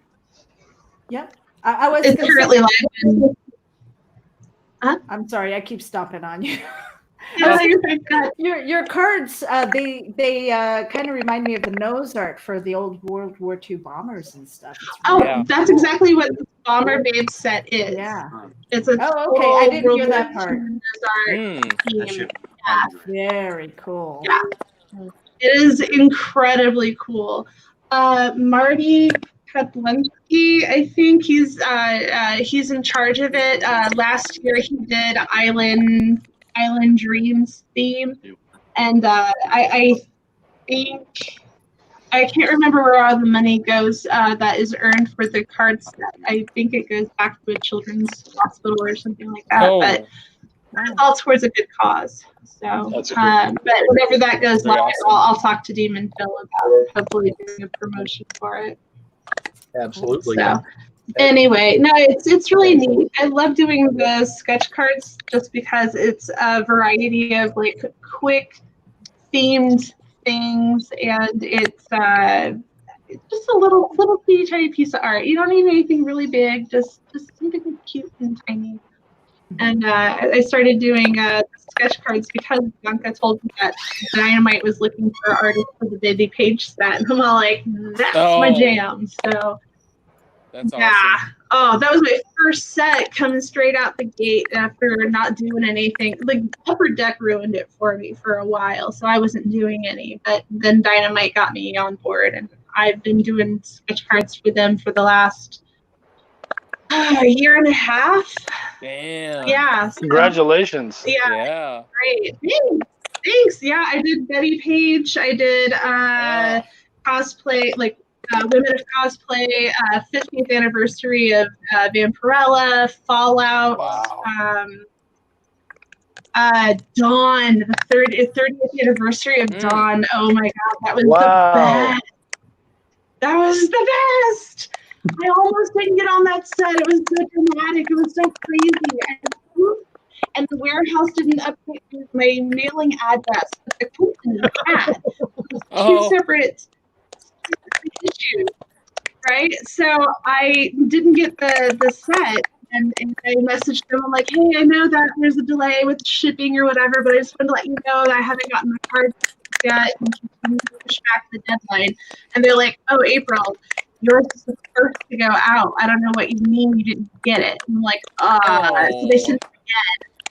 And I still didn't get it. And they figured it out. But I got my cards like 2 months late. And I extended my deadline just a little bit.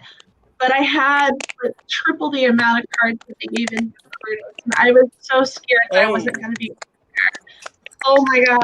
I was freaking the fuck out. But they were the best cards I think that I've got in my portfolio so far. And it was, God, a privilege because, you know, the listener team was personally going through and, you know, approving cards. And all of mine got approved. Wow. There was 150 cards in there. It was a lot. Wow.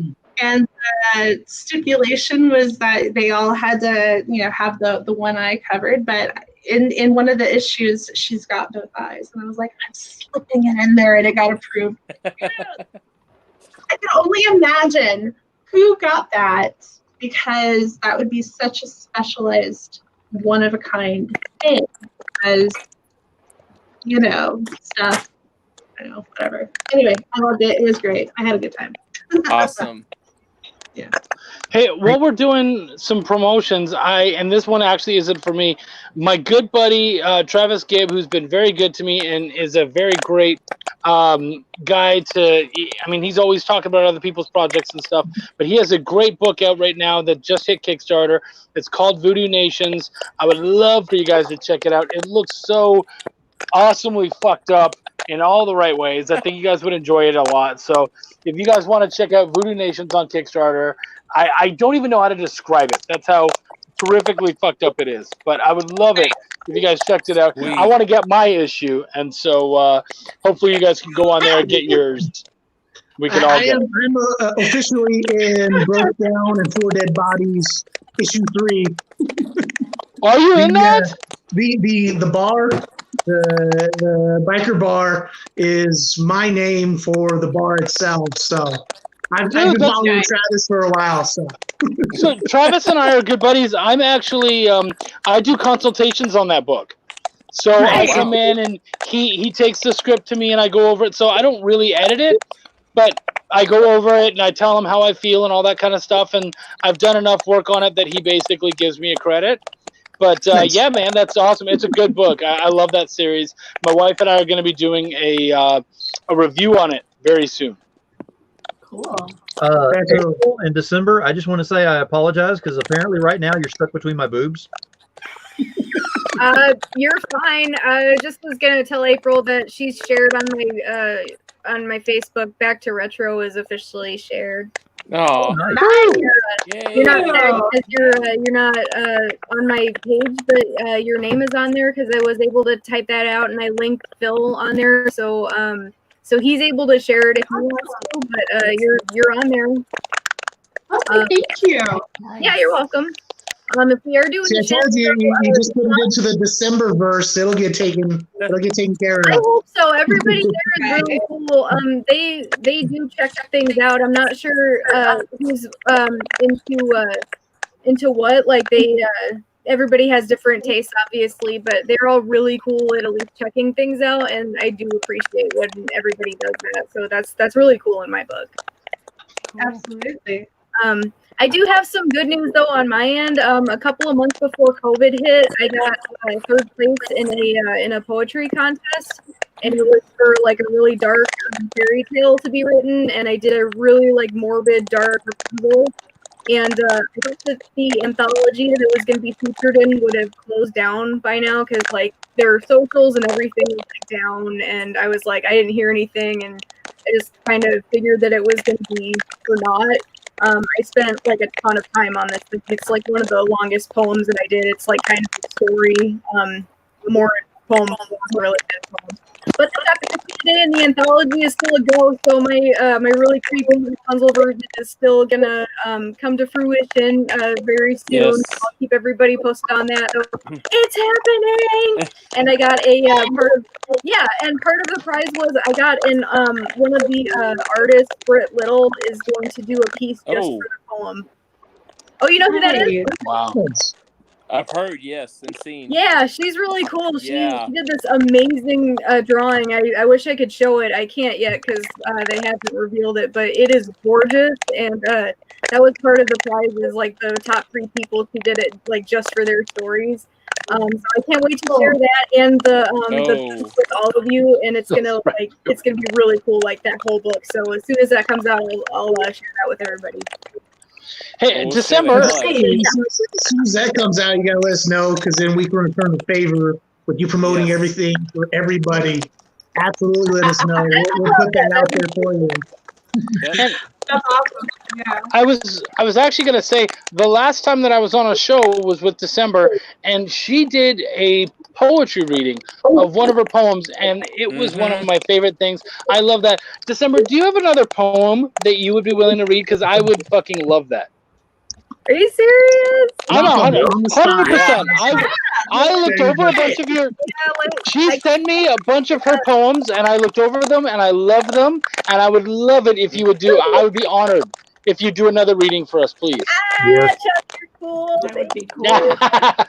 I will find one from my site that's cool. If everybody's okay with like hanging out for a minute while I do that. Yeah. Yeah, just continue as normal. Talk about your sex plans for this weekend while I find one. This is my sex toy for this weekend. What is? Hang on, I want to see. What is the name of your comic book? I was gonna say, if anybody shows a Capri Sun straw, then we got some problems. Hey, some of us aren't that big, okay? Jesus. No, you guys, it is, what is it? It is 11:44 on a Saturday evening, and we need more laughter here. So hang on. Hey, Stockwell, thank you for asking. My book, I have 2 books. I have Welcome to the Void, which is this bad boy right back here. And then I also have Belial. And so if you look up either of those, or you look myself up, maybe I should change my name from Phil's Left Breast to my actual name. But if you look me up, I would love to get you a copy if that's something you're interested in. Just look up Phil's Left Breast. Go ahead and look it up. I want to see what happens. I did take a screenshot of that, and I just shared it. Good, you should. Meredith, you and I, we're a pair. That's all I'm saying. We're a pair. We're a pair. No, actually. But notice, Yeah. I'm right. Yeah. Except for looking through it, I have Phil's right breast and then Phil's left breast. I'm wondering how Phil's breasts work. You know, he had some. So here's the thing: Phil is a nice guy, but money is tight. He had one worked and one still sags. I'm saggy and she is upright. And so one day I'll be on the top and we'll both be perky together. But right now, just money won't allow for that. That's why bras were made, boys. Both be perky. I don't think I've been called perky in a really long time. Well, congratulations, you are now Phil's right perky breast.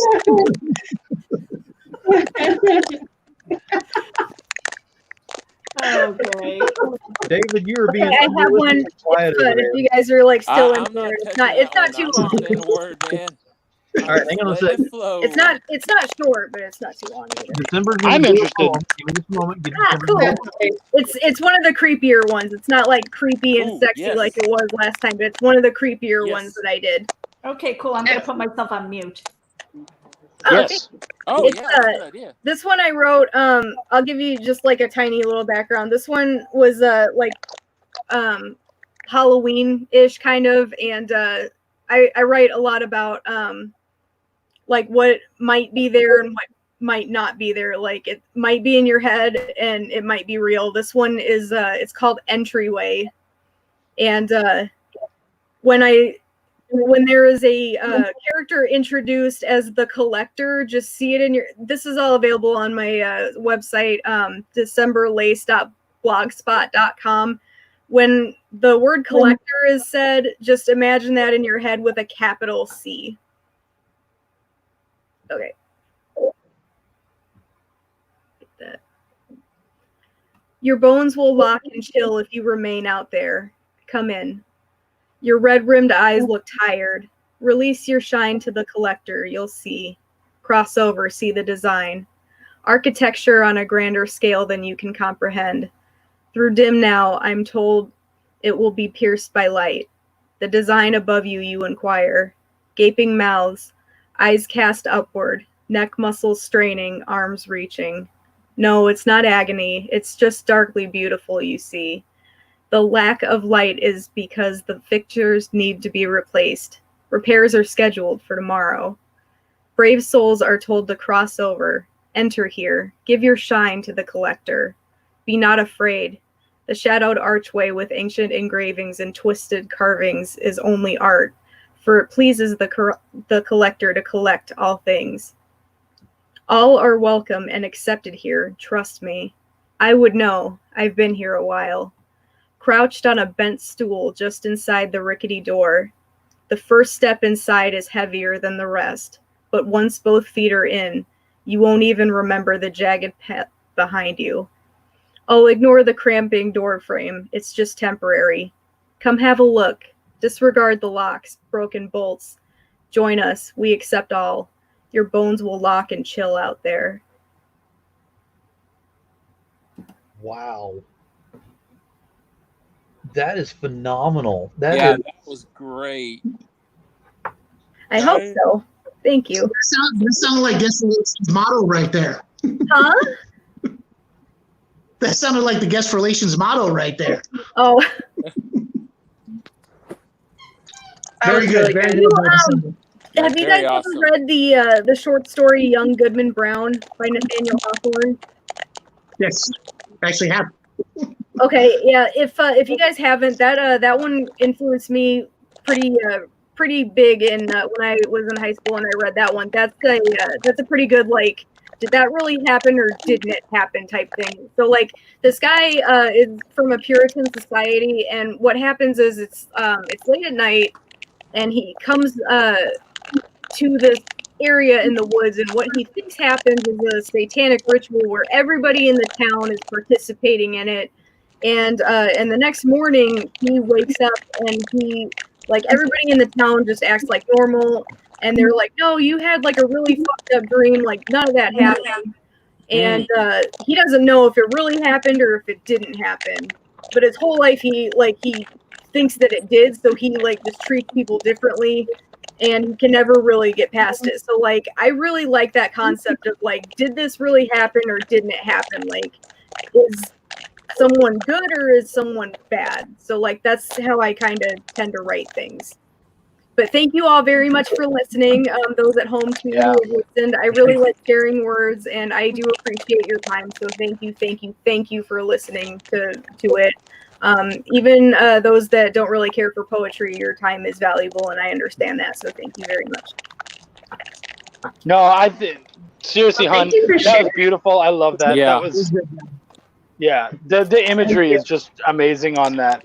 It was and what I love about you is that, like, you know, I'm a writer editor, and we have a lot of writers, and we have artists and stuff. But you get to say, like, I'm a wrestler, cosplayer, poet, and you're like, wait, what the fuck? Yeah. What is she? And so, like, that really gets me excited.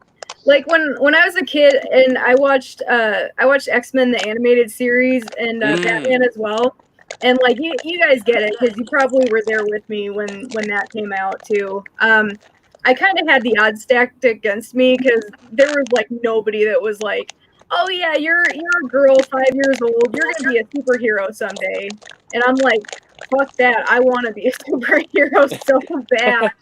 And Yeah, and the closest thing to that was a pro wrestler, and it's like I just really wanted to do that, and I worked really hard to do that. That, and I wanted to be a supervillain. Poison Ivy was really cool, and she was really smart, so I just hit the books so hard, and I stuck to writing, because writing is it's creativity, and I honestly can't draw it for shit. I would love now to you're an official naughty fairy, so. Huh? So now you're an official naughty fairy, so you can take that as a superhero or not. Yeah, it's awesome. I thank Wendy for that. Totally. That like I am eternally grateful for that. There is be no way that I could like join the group if I wasn't asked to do that, because we know that I can't draw. Like my brother can. He's amazing at it, but like I can't do a stick figure. It's laughable if I even try. So what if somebody else wanted to be a naughty fairy? Like, what do I have to do to be a naughty fairy? Oh God, Wendy's Oh, right out there. man. Keep watching. Get with Wendy. She'll put you. Girl, we're gonna cosplay the fuck out of your covers. Oh my God, Chuck Nasty on Naughty Fairies. Oh, I say get some sequin pasties and wings, and then just float over to Wendy.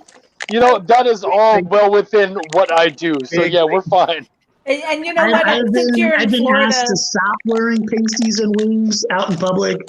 I don't know why. I'm with Wendy on that. I'm fine with it. Like pasties, wings. Chuck, you're in Florida, right? You just make sure. No, you have I'm in Texas, but I have those. Stay do a 10-gallon hat. Pasties, wings, and because the temperature, the weather's kind of similar to Florida, I would say, you know, like your knee-high gym socks with flip-flops. Yeah. Total sex. And my appeal. thong. And Yeah, yes. No. You gotta get and a butt beard. Cap. And a butt beard.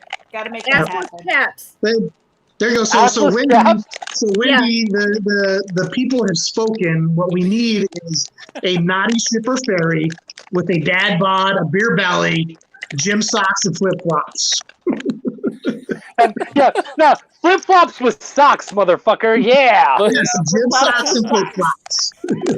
I just want to say that this whole conversation is tame. I don't know if you guys have noticed that, but like this is like G-rated for Chuck. It is. This is just like, regular. I've talked to Chuck like 2 times, and even I know that this is tame for him. I think it's the Texas whiskey. I'm holding back. I'm banned on Facebook. I'm trying not to get myself and Phil both banned on YouTube. I can't believe that I say fuck as often as I do, and I've never been in Facebook jail. Yeah, never. Didn't even get a warning. That's what I mean. And like, YouTube, what does it take? I don't know, but that's what Draw it takes. boobs. You'll get on there. Yeah, right. It's funny because YouTube started this thing. They're like, okay, so if you have to mark your stuff as whether it's okay for kids or not. And I'm like, oh, okay. Nothing I do ever is okay for kids. So just fuck off, children. It's awkward. It's awkward because I like to draw My Little Ponies, but then I also like to draw things that are definitely appropriate for me to publish. It's really hard to have vision at my table. Even for Facebook getting banned on Facebook, there's a few different ways because I don't know if you guys follow Dan Mendoza. Sorry, not name dropping, but I don't know if you follow Dan Mendoza. Nightmare Lynch got banned for sharing his censored artwork. It had the black censor bar, and she got nailed for nudity. And that's what it is. I was talking with her when I caught my ban about what she did to go after and challenge it. And I'm like, at least with hers, like it was boobs, but it was censored. I was yeah. And so I sent her the message. I was like, hey, if you got banned, it's not That's bullshit. It's funny because I've done it. Like, what's up, Wendy? Thing, and I put a bare ass on there, and like I hadn't even got like talked down to anything. Like they didn't do anything, and I'm like, that's odd. Now, I want to go ahead and pose this out to everyone else and kind of get an idea on this because I want to start stepping up the show a little bit because I've been doing this for a little while and I'm sticking around. And we got Chuck doing assless caps. What more do you want? Yeah, you're a fucking slave master, man. Well, chill out, motherfucker. When I when I get moved and everything, I'm going to start kicking it up a notch. And I'm actually talking with an artist about doing for my show, my regular show, the piece on there. I'll keep Unscripted the way that it is because I like what Eve did with that. But what I was thinking about doing is possibly getting with December about having an opening poem on my show to go on. Oh, Yes. I don't know, man. I think that might drive people away. I think what we should do, and I'm totally serious. Well, hang on. I think we could do a closing poem, but we could do, because it's a comic show, we could do an opening art picture. That way you could incorporate like a new up and coming artist, and then people would get the right idea that it's a comic show. And then once they like understand and see your whole show, then we could like close with that if you want to. But then that way you could get like someone who's on your show to show their art, or you could get somebody that like really needs the push in the art world. Well, I mean, the idea that I was going with was I want to have artwork up front, which I'm talking to an artist. I'm going to have him on as a guest next month, which I am so excited about. He draws demon women. Yes. Oh. So his artwork is phenomenal, and I cannot wait. Yeah, absolutely. Anyway, so I want to talk. Yeah, we're getting on that. Hold on a second. Hey, Russell, wake up. We're in the middle of the show here. Hand check. Hey. Gotta keep an eye on that guy. Oh. I'm sorry, Phil. Please continue. No, okay. But I want to have the artwork at the front and then have the poem right afterwards. But I want a poem that deals with the show being with the demon and everything, but dealing with support. Because I always push support so hard in this, because this show is never about me. It's always about everyone else that I bring on to here with this. And I want them to see that right off the bat. So that's what I'm looking for in something like that. In December, I think you would be a perfect person to go ahead and have that on there to get that momentum going directly off of the poem to go ahead and direct into the show. Phil, you got it, but I gotta be honest with you, your afterthoughts, they're like kind of hard to keep up with, because you have these like closing statements that are so fucking good that it's like, after I hear them, I'm like, damn, I can't keep up with that shit. It's like Jerry Springer. It's exactly like Jerry Springer. Yeah, Holy like the fuck! closing segment, I'm like, wow, that is so profound. And I motherfucker. I never tripped them. Of Mr. Rogers' name. Damn. The whole show went on, and at the very end, here comes Demon Phil to come tell us the lesson we're supposed to learn. We talk shit with my guests. I always have something that goes with a guest. I never write it down, and I'm not joking. I mean, y'all can see as I'm going along, you never see me write down anything or anything. And all of a sudden I'll look up and go, well, they mentioned this, so I'm going with this word or this phrase for tonight. And that's the way I like to do it, because number one, I'm paying attention to my guests. So that's what a good host should be doing with that, because it's about their time. That's what do that. But I also do my research in getting onto that and building up to that. But I also go off of the tempo of the audience. So if the audience is getting, hey, I heard this that they said, and I really want to learn more about this, that's where I'll go ahead and make a mental note. Hey, that's where I'm going to end this right there. Whenever I do my closing statement. You're phenomenal, Phil. I've told you this before, but like, you're like one of the best hosts that I've ever worked with. And I have I don't, travel the world or anything, but I've dealt with interviews for like 8.5 years plus this stuff too. So there's some background on there, but yeah, you're definitely top. Well, I mean, I'm looking to expand. I've had everyone knows I have had a ton of stress over the past couple months. A lot of people aren't aware of exactly what's been going on. After I get moved, I think that's whenever everything will pretty much come to light at that point. Just know this move is de-stressing me in the biggest way, because the not knowing was killing me. So I finally found a place, and I'll be moving in 2 weeks, which I am overly excited about, because starting over can be scary as hell. But in my case, it's starting over. I get to go and change who I want to be and how I want to do it. This is what I want to do, and this is what I want to keep doing. So everything that I was looking for in this is keeping me in this. I am not leaving this industry. Yeah, good. Out here kicking and screaming. Phil had, for those of you who don't know, Phil had a thong extracted from his rectum. It was very painful. Yeah. He's looking to get back on his feet. We need to be encouraging. Yeah. I have the rubber gloves to prove it. We have X-rays also. We're here to support you. medication. We're not going to hold anything, but we'll support you. We have a surgeon's home number as well as his pager. It was a very, very painful process, and Phil is a warrior. You know what, guys? Supportive. For those of you out there watching, though, square peg into a round hole. For those of you guys out there watching, though, seriously, Phil is really fucking supportive. He was amazing for me when he checked out Phil and when he checked out Belial. He's been so amazing. He always talks about it. He's absolutely awesome. So do me a favor. Don't worry about my books. Don't worry about these guys' books necessarily. Check out Phil's shit. Share his shit. Fucking talk about Phil. What Phil's doing helps all of us. And he is a fucking machine. I love that dude, and I appreciate everything that he's done. So if you guys can just for 5 minutes take care of Phil, take care of that motherfucker. He deserves it. Much love, homie. Damn straight. We love you, Phil. There you We go. appreciate you. We would not be here without you. That is a fact. Yep. Much respect. We love you. We're in a much better place We're because so you're glad here. that I don't want to ruin the mood, but can we please stop talking about Phil's shit? Now I want more Phil's shit. I haven't. Shut up, inmate 321.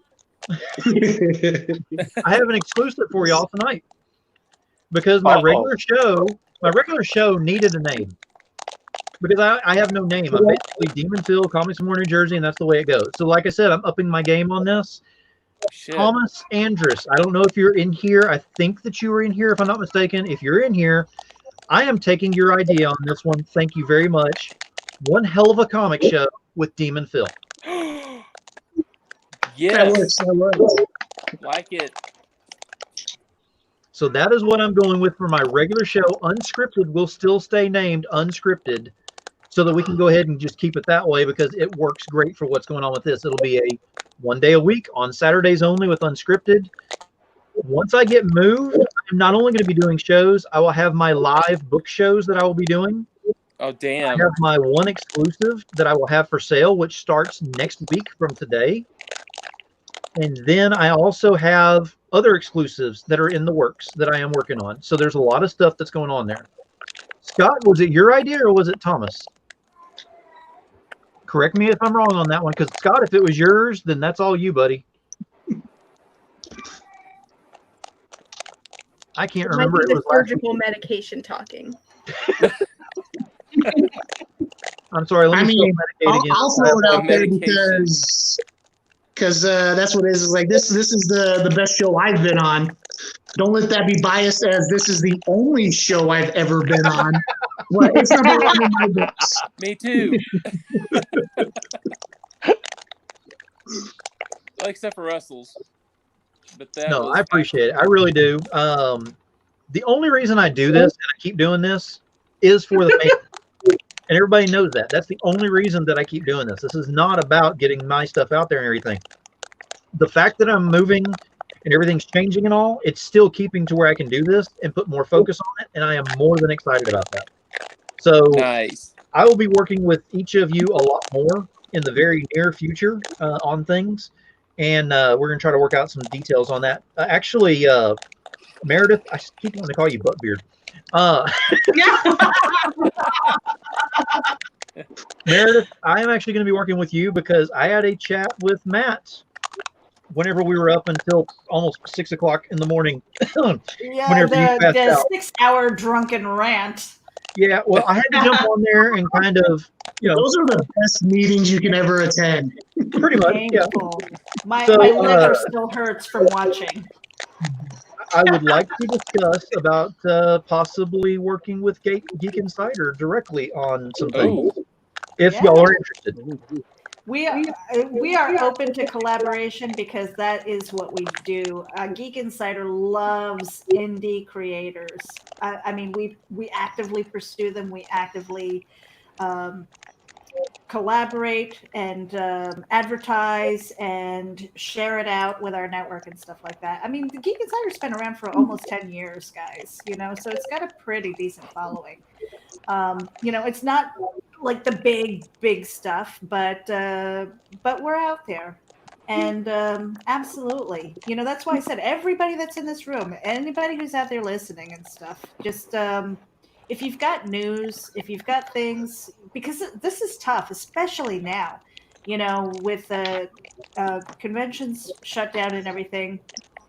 We only have each other, and the ones who are hungry enough to go out there and pursue, and I mean, like, your feet have to hit the street. You have to be hungry enough, and what Chuck was saying earlier, engage, share it out. If you can't, I can't afford every Kickstarter that I want to support, but damn it, I can hit the share button, and I can tell friends about it, and maybe somebody else can throw out support. So that's what Geek Insider is to me. It's not just a geek site, but we do advocate, and we have a platform.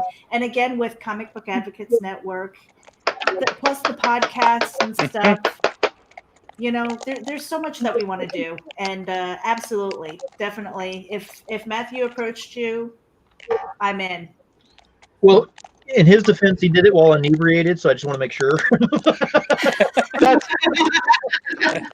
where I've gotten my best jobs. I know, So it's right? like, hey, you're the fuck guy, right? I mean, you're the fuck guy. Do you want to edit my book? Yeah, all right, whatever, dude. He was discussing like 6 figures. It was amazing. I mean, I can't pass that deal up. Absolutely. Yeah, but those 6 figures are figures of you drawn in 6 different styles. That's all it is, dude. Yeah, you didn't ask where that decimal point was. Right. See, I know. Wait a minute, I think in the end you're going to owe me money. Probably so. I mean, even really to piggyback off what Meredith was saying is like, this is one of those industries where, especially like with the indie comic books, I think I'm the only real panelist here that has nothing to do outside of being guest relations. I'm like, I was just a fan.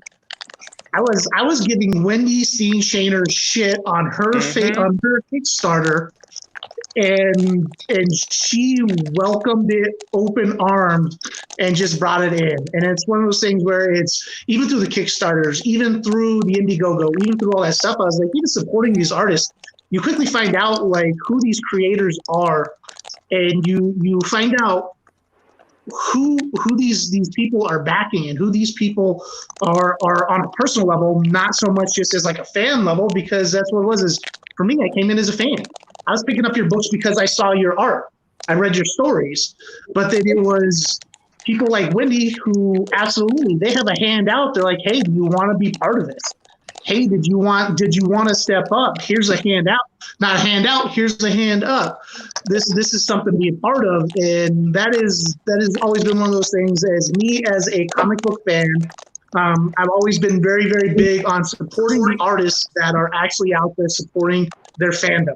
I was like the people that are fully engaged with it. I was like, this is a boon for them to be able to get hold of their fans, to be able to interact with people one-on-one. I was like, and it's for me personally, it's one of those things is like, I never expected myself to be part of any kind of Kickstarter. I never expected myself to be put into a program guide, anything like that. I was like, for Travis Gibbs, that's what it is. Like, I paid my way into his comic. But for Wendy, I was given my way into her comic and given my way into more of this group. And that's what it is. Like, I've met more of you guys through Wendy's group, through AASN, through Tom, through Steph, and all that. So it's cool here because now you actually see a face to the sarcastic asshole comments on the Facebook. Now, I want to say, it's one of those things. It's like as a fan, it is grateful to be able to actually see the interaction between the people that we admire and us. Right. But I want to say this. You said you were given. So absolutely 100%. Right. But you say you were given that opportunity to do that. You earned it. You earned I'm telling you that right now. You earned it. I'm just glad like you said Meredith that, has Phil. earned it, just like December has earned it. Everybody that's in here has earned their place the way they've done it. The December verse, everybody kind of says it like it's kind of just a funny name to put out there. It's a real freaking thing. I hope so. I just pretty much just include everybody that wants to hang out and participate as long as they're cool to hang out with, and everybody seems like they are. I really didn't even hear about the term Decemberverse until like a couple of days ago. But I appreciate it. Everybody there, like I try to talk to them as much as I can, and I love them all. So thank you, everybody. And Joshua, I'll say this right now, that whenever ClickCon was talking about their stuff, one of the first questions that came up on there, because it was my question, is guest relations going to be on this con as well? And of course, Tom was like, I can't say right now, and Wendy's going, yeah. Tom is in his building. And that's what I was saying to that is like it's crazy to see, because it's the same thing. I was like, I'm a fan. That's what it was. Is I'm not an artist. I'm not a writer. I can talk shit apparently well enough that someone says, hey, you know what? We got a spot for it. Well, I mean, that even includes like with Russell. Russell's working on his book and everything. And yes, I give him hell for it, and he knows it. And we're still cool with that, because if I didn't give him hell, he'd think I was pissed off at him. Oh, there he goes. And I ran him off. Now he's gone. Quite honestly, I fell into comic books. I mean, like tripped, fell, and landed somewhere, and it's amazing this journey that happened, because it started with Geek Insider. It went to like a bricks and mortar Comic Con. I made connections. I met Rob. I met Travis Gibb. I met Jonathan Hedrick, like in person. We were interacting and stuff like that. At least someone does, Louis. So, but it was pretty amazing that it was stepping stones to where I am now. And then Rob Anderson was like, hey, why don't you join the Comic Book Advocates Network? I'm like, you know I don't do comics, right? And he's like, yeah, but you advocate. You're good at that. And if you're at all interested in this creative process, we're going to help you along. I was just like, yeah, all right. So I figured I was going to be more in the background, because I already have a couple of podcasts on other networks, and has nothing to do with comic books. And one thing led to another, and the next thing you know, I'm giving myself a 1-year deadline to try and get a comic, my first comic book out, which is something that I actually always wanted to do, but life got in the way. And I said, you know what? Fuck it. Now's the time. I mean, there is nothing stopping me except my own schedule, and again, working with everything else, I have to carve back the time so that I can work on my own stuff, because that's something that I want to do. I want to deliver on that.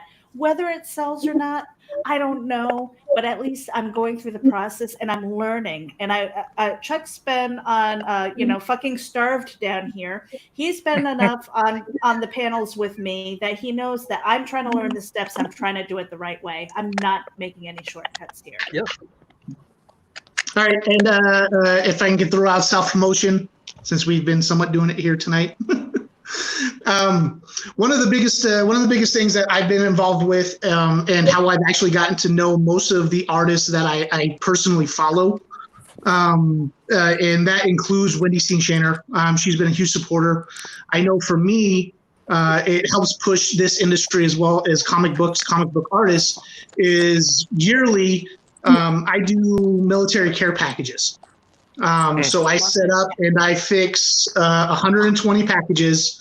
Awesome. And what it is I talked my company into backing me to be able to put this event on. And that's what it is. Like, my company backs me financially and supportively. Nice. And I went out and it was one of those blank slates where I was like, who the hell do I talk to now to try to get this stuff going? And that's what it has been, is I fell back onto comics. One of the first years I did it, this will be my 5th year putting on the event. And the first year that I did it, I was in buy, sell, trade comic book groups. And that's what it is I let a couple of those guys know, hey, I put this event on. I I know that there's damaged books. I just need donations. And they sent me 200, 300 books. I was like, this is absolutely cool. So what I did is I packed them all up into these gift boxes and then sent them out. Out of everything that we sent out, the biggest response I got were 4 comic books. Were for a break, and that's what it is. Like the soldiers said, this is the greatest thing we get. We get food and stuff like that. Well, this was a break away from the daily grind, and I was like, all right, absolutely. I was also for that. I was like, the next year came around. I'm like, you know what? Instead of just going through the comic book groups, I'm like, I'm going to go through artists themselves. I was all because comic book artists are self-promoting. I'm like, you know what? I'm going to go directly to the artists and say, hey. This is what I'm doing. This is what I have. So for name dropping, I always put in Monty Michael Moore. Monty is one of the biggest supporters that I've had from day one. I was like, I talked to him. I sent him an email. It was a cold call. It was a cold call. I sent him. I was like, hey, I have this event going on. Would you be interested in it? And that's what it is. He absolutely did it. I ended up getting books, and then from him, he ended up. I put a fundraiser on to be able to get money to be able to buy more items, and Monty was the first person to donate to my fundraiser as well. So it wasn't even just comic book stuff. And then nice. And that's what was like with Wendy Steen Shaner. That's the same thing. Is like it was.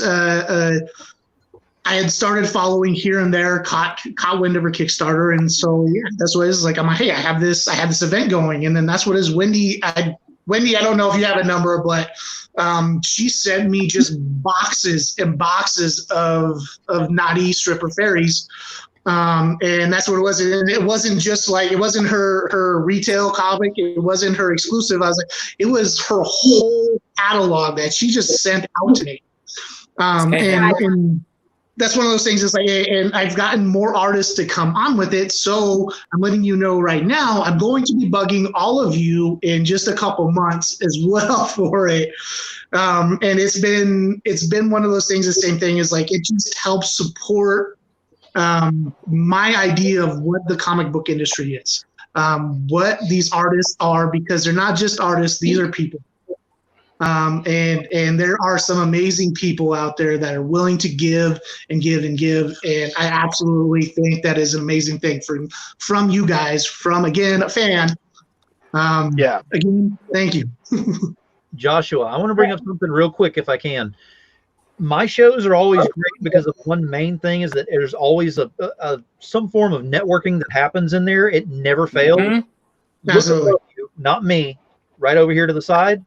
Look over here to this woman right here, Geek Insider. I don't know where Russell went. Look, and Meredith right up here, Geek Insider. Get with them, and they will help you get this taken care of. She wants information on this. She needs information, and you will have all that you need. She can help out with on that. And everyone else that I can help out on that, get me the information, and I'll push the hell out of it. Oh yeah, I mean, I've got 2 boys in the Marine Corps. You know, hoorah! So you know, when I hear people working with veterans, you know, sending out care packages and things like that, I am all in. Trust me, I'm an Army brat. I am married to a veteran. You know, so I am all over that shit. Just send me the information. And we're gonna blast it out because we've got we've got other relations as far as sending out press releases too. It's not just Geek Insider; it goes beyond that. So definitely, please do. Absolutely. And drop your links. I don't have a link because I've never officially made a page or anything for it. And that's what I said. It's strictly, it was grassroots. It's one of those things. We have a cafeteria at my work, and I told my boss, I was like, hey, I need to take this over for like a month. December wants in. Yes. Yes, that's like really important to me too with vets, so I will help in any way that I can. When I wrestled, I never charged a vet for an 8x10. Like if you're military, I didn't ask for a card or anything. I was just like, you're a vet, that's all I need to know. So like I don't have comics, but if I get my 8x10s, like they should be due soon. Totally happy to have them donated. And I can donate my time too, so that I would be happy to do that. So what you need for like promotion or anything else of my time, you got it. Absolutely, and that's what it is. Thank you guys. Yeah. And this is the support. Like I said, is like this is the support that you see through indie comics, through being able to meet artists, meet December, be able to meet the guests and all that. I was like, it is one of the strangest groups that you can be part of because let's not lie, we're all weird assholes here, but it is one of the greatest things that I've been a part of. Wow. Yes, and that's what it is. I put it with it. I'm like in Florida. It's like this is it. As much as I put it through my company and all that, I was like, this is my baby. I was like, this is my event. This is my pride for the year of what I do, even with the different events that I do through. So that's what it's like. I've had artists say, hey, I have boxes I can't ship. Like I told them, you know what? If you give me an address, I will knock on your door. And you know, when guest relations comes calling, you better answer your door. Yeah. It's funny. You and Meredith were talking earlier about how you got into comics, and I feel like nobody who got into comics got it. Like, there's no normal way to get into comics. That's not your number one. You usually don't start like, I'm gonna fucking get into comics. No, just something happens, and you go, I'm gonna fucking do comics. No, it's like you fell into comics. Like everyone, it's true. I literally got into comics because of my.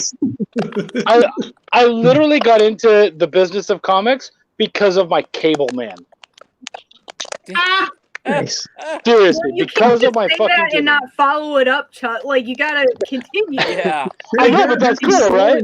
So, I think like most of us, I've enjoyed cable, or sorry, I've enjoyed comics most of my life, even when I was very young.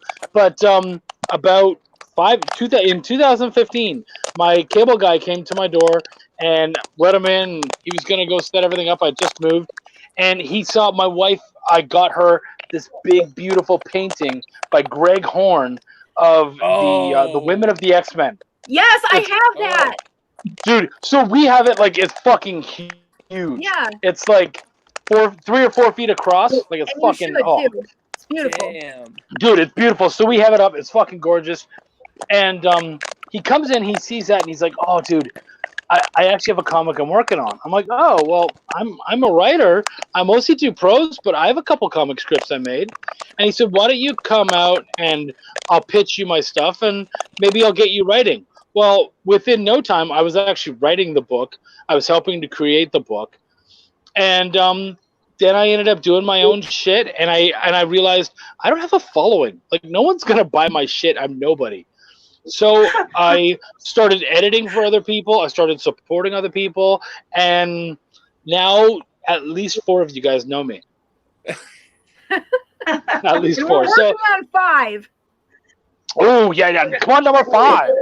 But yeah, man, like nobody just gets into it. It's always weird. Like Dave, how did you get in? Who, me? Yeah. Yeah, you cannot. Yeah, dude, I was saying when I fell into it. I lived on a farm for like 30 years, and we never had internet. And the first day I got internet, shut my shit off. Girl got hold of me and goes, "You want to do a comic?" And I was like, "Are you kidding me?" And I'm like, "No." And she's like, "Okay, well, I got this idea." Dude, I knew nothing about comics at that time. I knew shit. And here I was doing my first book. And that's how I fell into it. Like, I'm just like, oh, shit. I'm like, oh, I'm doing a comic book. Cool. Oh, shit. I'm doing a comic book. Yeah. I'll let you know right now, guys' first experience on the internet usually isn't comics. It's porn or desperation or both. Well, I had dialogue, so porn was out of the question. Right. My weird thing in comics, my friend Hugh from my high school, like we were in my senior year of high school, and he hands me this packet, and he's like, color this and then turn it into this address, and I'm like, what? Okay, so I colored it. I turned it into this address. It took me a second to find it because, this is before we had smartphones. And I found out that they did color separations for DC Comics. So I was coloring comics before I even knew what comics were. Those guys introduced me to my first Comic-Con. Those guys introduced me to my first comic shop. Those guys got me started. Dude, you got dropped in. Holy shit. Yeah. I did, because we were right into the deep end. April, they put you in a catapult without you knowing. Yeah. I know. They're like, here, come in here, it's a chair. Yeah, that's exactly how it happened. I swear to God, that's exactly how it happened. So I worked for them for 2 years and decided that I was going to go get my degree. So I moved from Illinois to Arizona, got my degree from ASU, and then decided I didn't want to do the back end of comics. I wanted to do the front end. So yeah, it's been a clawing experience to get where I am, going from what I knew to trying to change my brain. April is no backdoor girl. She's a front door specialist. Well, Hey, April, where were you in Illinois? Phrasing. Where were you in Illinois? I'm there now. Oh, so I was from Sullivan, but Heroic Age Studios was in Mount Zion, right next to Decatur. Yeah, I was you probably wouldn't. It's I was originally from Chicago, and then I moved to a town that's it's like an hour from Peoria. And then I moved back to Chicago, and now I'm in the burbs. Oh, is it? Manitou. Yeah. Okay. No, you shouldn't hear that. It's like Illinois' asshole. I feel the same way. Central Illinois has a charm unlike no other. Yeah. I took my daughter. About that. It's like we don't talk about it. No. Nobody's ever heard of Sullivan. Nobody. They very fortunate if they ever have. But I took my daughters to Illinois last summer and this summer, and the one thing that my 12-year-old is constantly saying, why does it take 45 minutes to get anywhere? I'm like, that's why we don't live here. Like, people that are not from Illinois, they don't understand that most of Illinois is corn. And it's like it will take you 45 minutes to get somewhere, like a gas station or somewhere. It's like it's not Chicago. I gotta send you a map that's it shows how other people see Illinois. It's like it is nothing like the media will show you. We know Chicago and then everything else. Yeah, it's because then you have people from the suburbs that think this part is Chicago and then this part is not. It's like, no, you have there's 3 types of people. It's like the people that live in Chicago, the people live in suburbs, and then the people who live everywhere else in Illinois. And it's basic fact. Right. And then there are people that think that people that live anywhere south of I-80 is the South. It's like, no, that is not how it works. But I think Phil will agree with me on this one. Texas is like that too. I believe it. When you're in Texas and you're in a city, would you like to get to the next city? That'll be about 4 or 5 hours, motherfucker. Yeah. Texas has 85-mile-an-hour speed limits for a reason. Yeah, we do. Yeah, we do. There, go. I love it. So, Chuck, I guess we don't live too far from each other because I just moved to Houston 2 years ago. Oh, okay. So I'm near Austin. So nice. Yeah. Yeah, I'm getting used to the way people drive in Texas is pretty scary. Holy shit. In Texas, even with Texas, Texas is split up. There's Texas and then West Texas. That's I went to college down in Big Spring, Texas, and that's what it was. you tell people, oh, I'm in Texas. And then like, oh, well, I'm down in Texas. Where are you at? Big Spring. No, you're in West Texas. Yeah. That's part of Texas, right? Yeah. I'm in South Central Texas. So well, yeah, it's a whole different thing. I have been through a lot of stuff, but I'm like waiting for the next natural disaster for me to truly understand what this Oh yeah. What? It's hurricane season. I've never fucking lived anywhere where there's been a hurricane. I've done monsoons. I've done haboobs, fucking tornadoes. Give it to me that I can handle. But the hurricane thing scares the shit out of me. Hurricane Harvey was fucking rough, man. And that just happened a couple years ago. Uh-huh. I knew Texas. So I miss all of that nonsense. But I knew Texas wasn't for me. Texas is like it is a choice, and some people are made for it. Some people are not made for Texas. Like I grew up in Colorado, and then I went to school down in Texas. Damn. The first time it hit 100 degrees in February, I knew that I was not staying in the state. No. Also, for my school, there was 3 of us. There was me from Colorado. We had one from Alaska, another student. He was from Montana.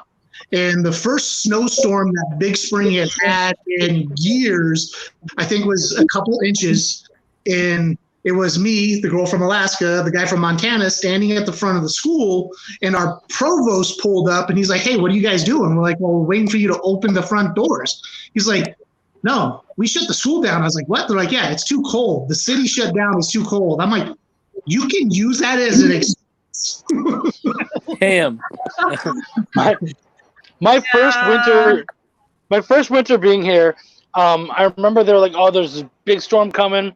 We're probably going to close down the buses, but the schools will remain open." And sure enough, we got a little bit of ice and stuff. And I'm originally from Canada, so like Texas, bring on your fucking snowstorm, whatever. So it happens. The kids go outside and they're like, "Dad, we have to stay home." And I'm like, No. You do not get a motherfucking snow day in Texas. I grabbed table salt, fucking salted behind, and drove off, and I took him straight to fucking school. You're out of my hair for the fucking day. Oh, the bitch of it all is if there's a blizzard that happens while you're in school and they let people go, and then they turn that fucking bus back to the school. Mm-hmm. Yep. It's too unsafe. You guys see at the school. I live 7 miles outside of my town, and my parents couldn't come get me. Yep. I was there for a while. It was awful. Although I do get for Texas is where I truly understood what a dust storm was. Watching a wall of dirt just engulf a whole town. You're like, holy crap, what is that? I went Haboob Phoenix, and that'll blow your mind. It was awesome. When I went to Amazing Hawaii Con a couple of years ago, I was looking at the clouds, and they were making fun of me. Like, it's clouds. It rains here all the time. I'm like, yeah, but an inch that drops in Phoenix is like going to cause flash flooding. And on top of that, we have these walls of dirt, this haboob, Haboob. And it is like, 10, 15 miles long and just as high. And it just swoops over. And it is just amazing to watch. And wall of dirt is the correct term. It is just all encompassing. 20 miles down the highway, you can't see anything except dirt rolling in. It was awesome.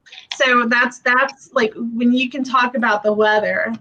Geez, I pull out those pictures. I'm like, this is where I'm from. Well, another reason why states like Texas have 85-mile speed limit. Yeah. Just get home. Just go. We don't need you staying around. Right. I wanted to bring up, because we had talked about what got us into comics and everything, I just wanted to bring up real quick about mine, because it's a little kind of awkward. Because, collecting comics throughout. I'm still listening. I said that up here. collecting mine, comics throughout my life and everything, and then 2 failed marriages, so I kind of lost 2 collections, and then getting back into it, which is fine. That's just as a collector and everything. Getting into where I am now, though, that's where it gets interesting because Luis Torres and Jim Noble, those are the 2 that they had crowdfunding projects that were going on. I jumped on there. We started kind of talking off to the side about things just because I thought it was cool, and I thought, hey, I can actually interact with a creator or an artist. What the hell is this? I never knew this could be done. So I thought it was cool. Well, then it got to the point where it was like, okay, you've got a certain project coming up. I'll push that for you. So what I did was I did the thing you're not supposed to do. So everyone watching this now and will be watching this later, don't friend everybody and then just start throwing crowdfunding out there, because then you'll start losing friends and they start kind of looking at you going, wow, who are you and what are you doing? So the first person who corrected me on that was Monty Michael Moore. He sent me a message and said, this is for business only. I would appreciate you not doing that. And I thought, man, that was kind of negative of him to say it that way or whatever. What's going on with this? I looked at it as he was kind of doing the negative thing. Then I kind of looked at it as like, wait a minute, I'm not doing this correctly. Because I changed things, I apologized, I showed respect within here and everything. That's why people have friended me on here. That's why I have everyone that I have on here today, that I've had on here in the past and everything, is because of the level of respect that I've shown to get to there. So mine has not been dropped in or anything. It's been earned to come in here. I will say that with pride, because that's the one thing that I will claim with pride as far as this is all concerned. But God, I scared him away again. What the hell? I know, right? So, I mean, what I'd like to say is with everything that's gone on, with everything that's been, we went through the whole COVID thing, and we're still going through it, to a degree and everything. But whenever it was balls to the wall, the worst part of it and everything, that's whenever I went ahead and stepped up and said, there are people that are hurting. I need to help them out. That right there helped get my name out there, but it wasn't my name that I was trying to get out there. That's the whole point, is I was trying to get them. David, whenever I've talked to you, I pushed you on that. Chuck, whenever I did your review and brought you on, that was all about your stuff on there. Yeah, and it was amazing, by the way. To get you on as a guest, I talked about your stuff. I always talk about my guest. I never talk about myself in anything on there because it's not my time. So the fact that everybody's accepted me into here has meant more than y'all could ever imagine on that. So whenever I say that this is what I want to do and this is where I need to be, there's never been anything that I've done that's felt more like home than this. So this is where I want to be. And that's what I wanted to say as far as my getting into comics, because that's what I love. One of the things you messaged me. Yeah, you messaged me this morning and you said, I need another guest on Unscripted tonight. Chuck, can you pop on? I was like, fuck yeah, I can. Like, I love this show. I don't do it very often, but I think the Canadian in me tries to be polite and let everybody else like, oh no, I just did that show. You go do that. Oh no. I'm gonna do that in a couple weeks. Go ahead. And I keep like giving up my places, but as soon as someone says, dude, do you want to on? I'm like, fuck yeah, I do. I'm in. Like, let's fucking do this show. Right? And now he's had like a full panel for the last couple hours. Well, almost 3 hours. Minus Russell. Whenever when Jim Noble and I actually talked about doing Unscripted, because we said, you know what, we need somewhere where we can actually unwind and get away with things. Plus, Jim wanted to actually show some of his covers. So we have to have Unscripted to do that because he can't show them on Facebook. So whenever we did that, it started off small. It's gotten bigger. I mean, we're on episode 10 and I haven't been fired from this yet, or banned, or whatever you want to call it they're going to do to me. So I guess I'm okay. But Unscripted has grown. If you need help with that,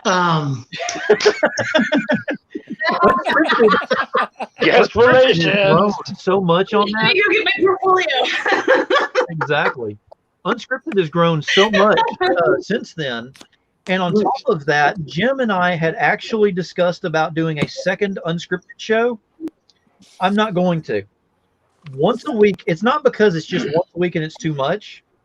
This is the one day of the week that I really look forward to unwind and to have everyone else. It's a safe place for artists, creators, writers, editors, everybody to show up in here, cosplayers, everyone else that's in here.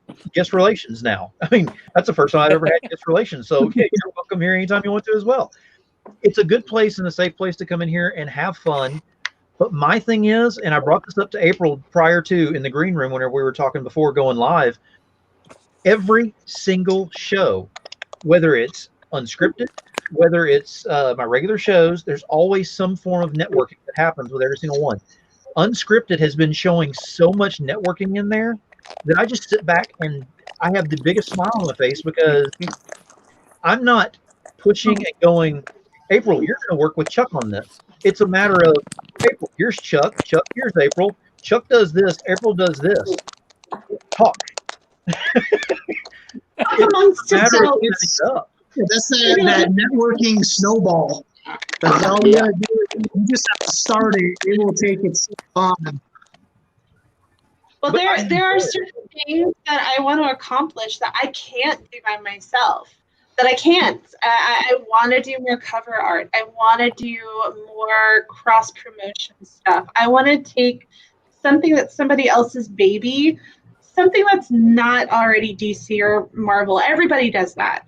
I want to do something that's a little more unique and a little more personable so that when I do create something, I can actually work with somebody. I don't have to go through a whole entire panel of editors in order to get it done. When I work, I do get it done very swiftly. Like I just have that, what is that, type A personality or something that once I commit, like I am already like working through it. When Wendy reached out for me to do, it was originally supposed to be stickers for the Kickstarter, but I think I might have either made them too big or I don't know, so she made them trading cards or something for the stretch goal. She asked me for 3 and I did them all in like a day and a half and it was amazing. And I was like totally chomping at the bit to do more. But you know, we all have to do balancing acts and stuff. So I'm looking forward to doing a few extra things. But it's so scary during this whole quarantine thing because I'm not able to actually go to the cons and I can't actually look at other people's stuff. And I have to admit, you know, Phil, since I've been not only this show but the one prior, like it's opening like doors very quickly, and I'm so thankful because you're helping me reach a goal that I set for myself over the course of the next 2 years much quicker than I probably could have done on my own. So thank you so much for setting something like this up, because you have the watery koi cover with Wendy. That's right. I think that cover by itself should just absolutely shoot you into the stratosphere. Yep, that's like the one that I backed first. Yep. Oh, you're kidding! Oh my gosh, my heart! Thank you. That's one of those the secret between me, you, YouTube, and the internet, and Wendy in the comments. I was like, when she showed me that before the Kickstarter launched. That was what it was. I was like, she asked me which cover I would like to see. I was like, oh, show me something from an artist I haven't seen yet. And that's what it is. She pulled up yours. I'm like, that cover is money. Yep. Absolutely. Oh, thank you. Oh my gosh. I have it pulled up right now. The like my screen because I'm updating my pledge. So I can get more things. And it's like, update your pledge in the koi pond. And I'm like, oh yeah, that cover. It's magical. Oh my God. It is. I have a tendency to color a lot of my line art, and I'm just chomping at the bit to get some time to color not only the swimsuit edition ones that I did, but to do the trading card ones too, because I think it's some of my finest work. I'm not gonna lie. Like I think that the anatomy is there, the dynamics of the fringe coming off that lady's heel. It's like all of it. It works. It just absolutely works. Oh, And and I that's just giving promotion. Then heads up, YouTube. Naughty Stripper Fairies #4 on Kickstarter. We got about what 24 hours left on it, a little over that. So there's a shout out to get that one followed. That is one of the many collectible covers that they have. They also have covers of first timer December Lace doing her first ever cosplay cover. So maybe look for that one too. And we just unlocked the stretch goal of December Lace's postcard. Is it a postcard or a print, Wendy? Yeah, I think that's a. I don't know what the size of the print is. So we even get more December. Yeah, you get even more of me. See, and I think that my favorite phrase on the internet for the past month, my favorite phrase on the internet has been, "Oh, we just unlocked December," and I'm like, nice. There's a picture that I took a while ago, and I don't remember where I put the picture, but I was in a bookstore, and there's a World War II book called 11 Days in December. And hang on, I love the book. So, like, I actually bought the book. Hang on, I have it. That's awesome. So much. That movie has nothing to do with what the book content does. Oh my gosh, Meredith, please tell me that you got Chuck's reaction whenever she said that and did a screenshot on that one, because that was classic right there. I do have good reactions, I have to say. Did you get the reaction? I want to see that too. I don't know what I did. You're gonna have to go back and watch the show because that was great. Honestly, I'm having a very good time. Let's just say that's where I'm at right now.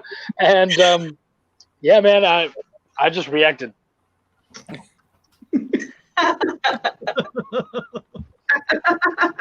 That's just me.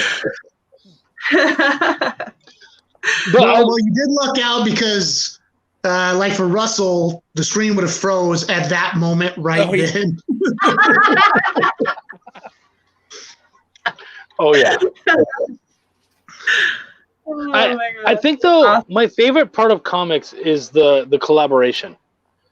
Being able to work with new people and meeting new people and suddenly being like, oh shit, what you do would work so well with what I'm doing right now, like when you see that. I got to be honest, David, I saw your art and I went, ooh shit, I would love for him to do some Belial. Oh, that's cool, hun. Oh, that's cool. That's cool.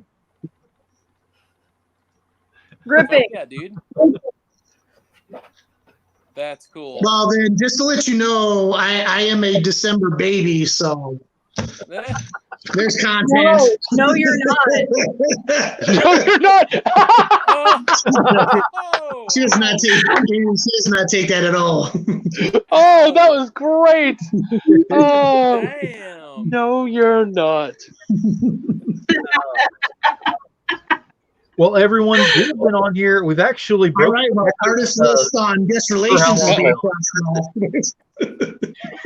We've actually broken the record for how long we've been on Unscripted and everything. We can continue talking in the green room if you want to whenever we're done, but I'm going to go ahead and shut this down for the live portion now because we keep dropping off people. I think they're just I'm actually going to go ahead and bounce. I'm going to go put the 5-year-old to bed, so. Oh. Yeah, we're another year. I got it too. Thank you, everyone. Yes, thank you everyone so much for being on here, taking it out of your time to be here and have some fun and get interactive with all this, because this is what being in the industry for me means. It's not the deadlines, it's sure not the money, anything like that. I mean, if you're in this industry for the money, you're in here for the wrong reason. So you guys are getting paid? All right, bye guys. I gotta renegotiate my contract. Bye guys. Good night. Thank you, everybody, and thank you, Phil. Thank you, and thank you again, December, for being here. Yeah, thank you. Loved your poem, hon. Love you guys. All right, I'm going to go ahead and shut it down. If y'all want to stay in the green room for a second, you're more than welcome to. All right. Thank you, everyone that's in the audience, for being here. Unscripted number 10 in the books. You already know what that means. Keep it indie, y'all.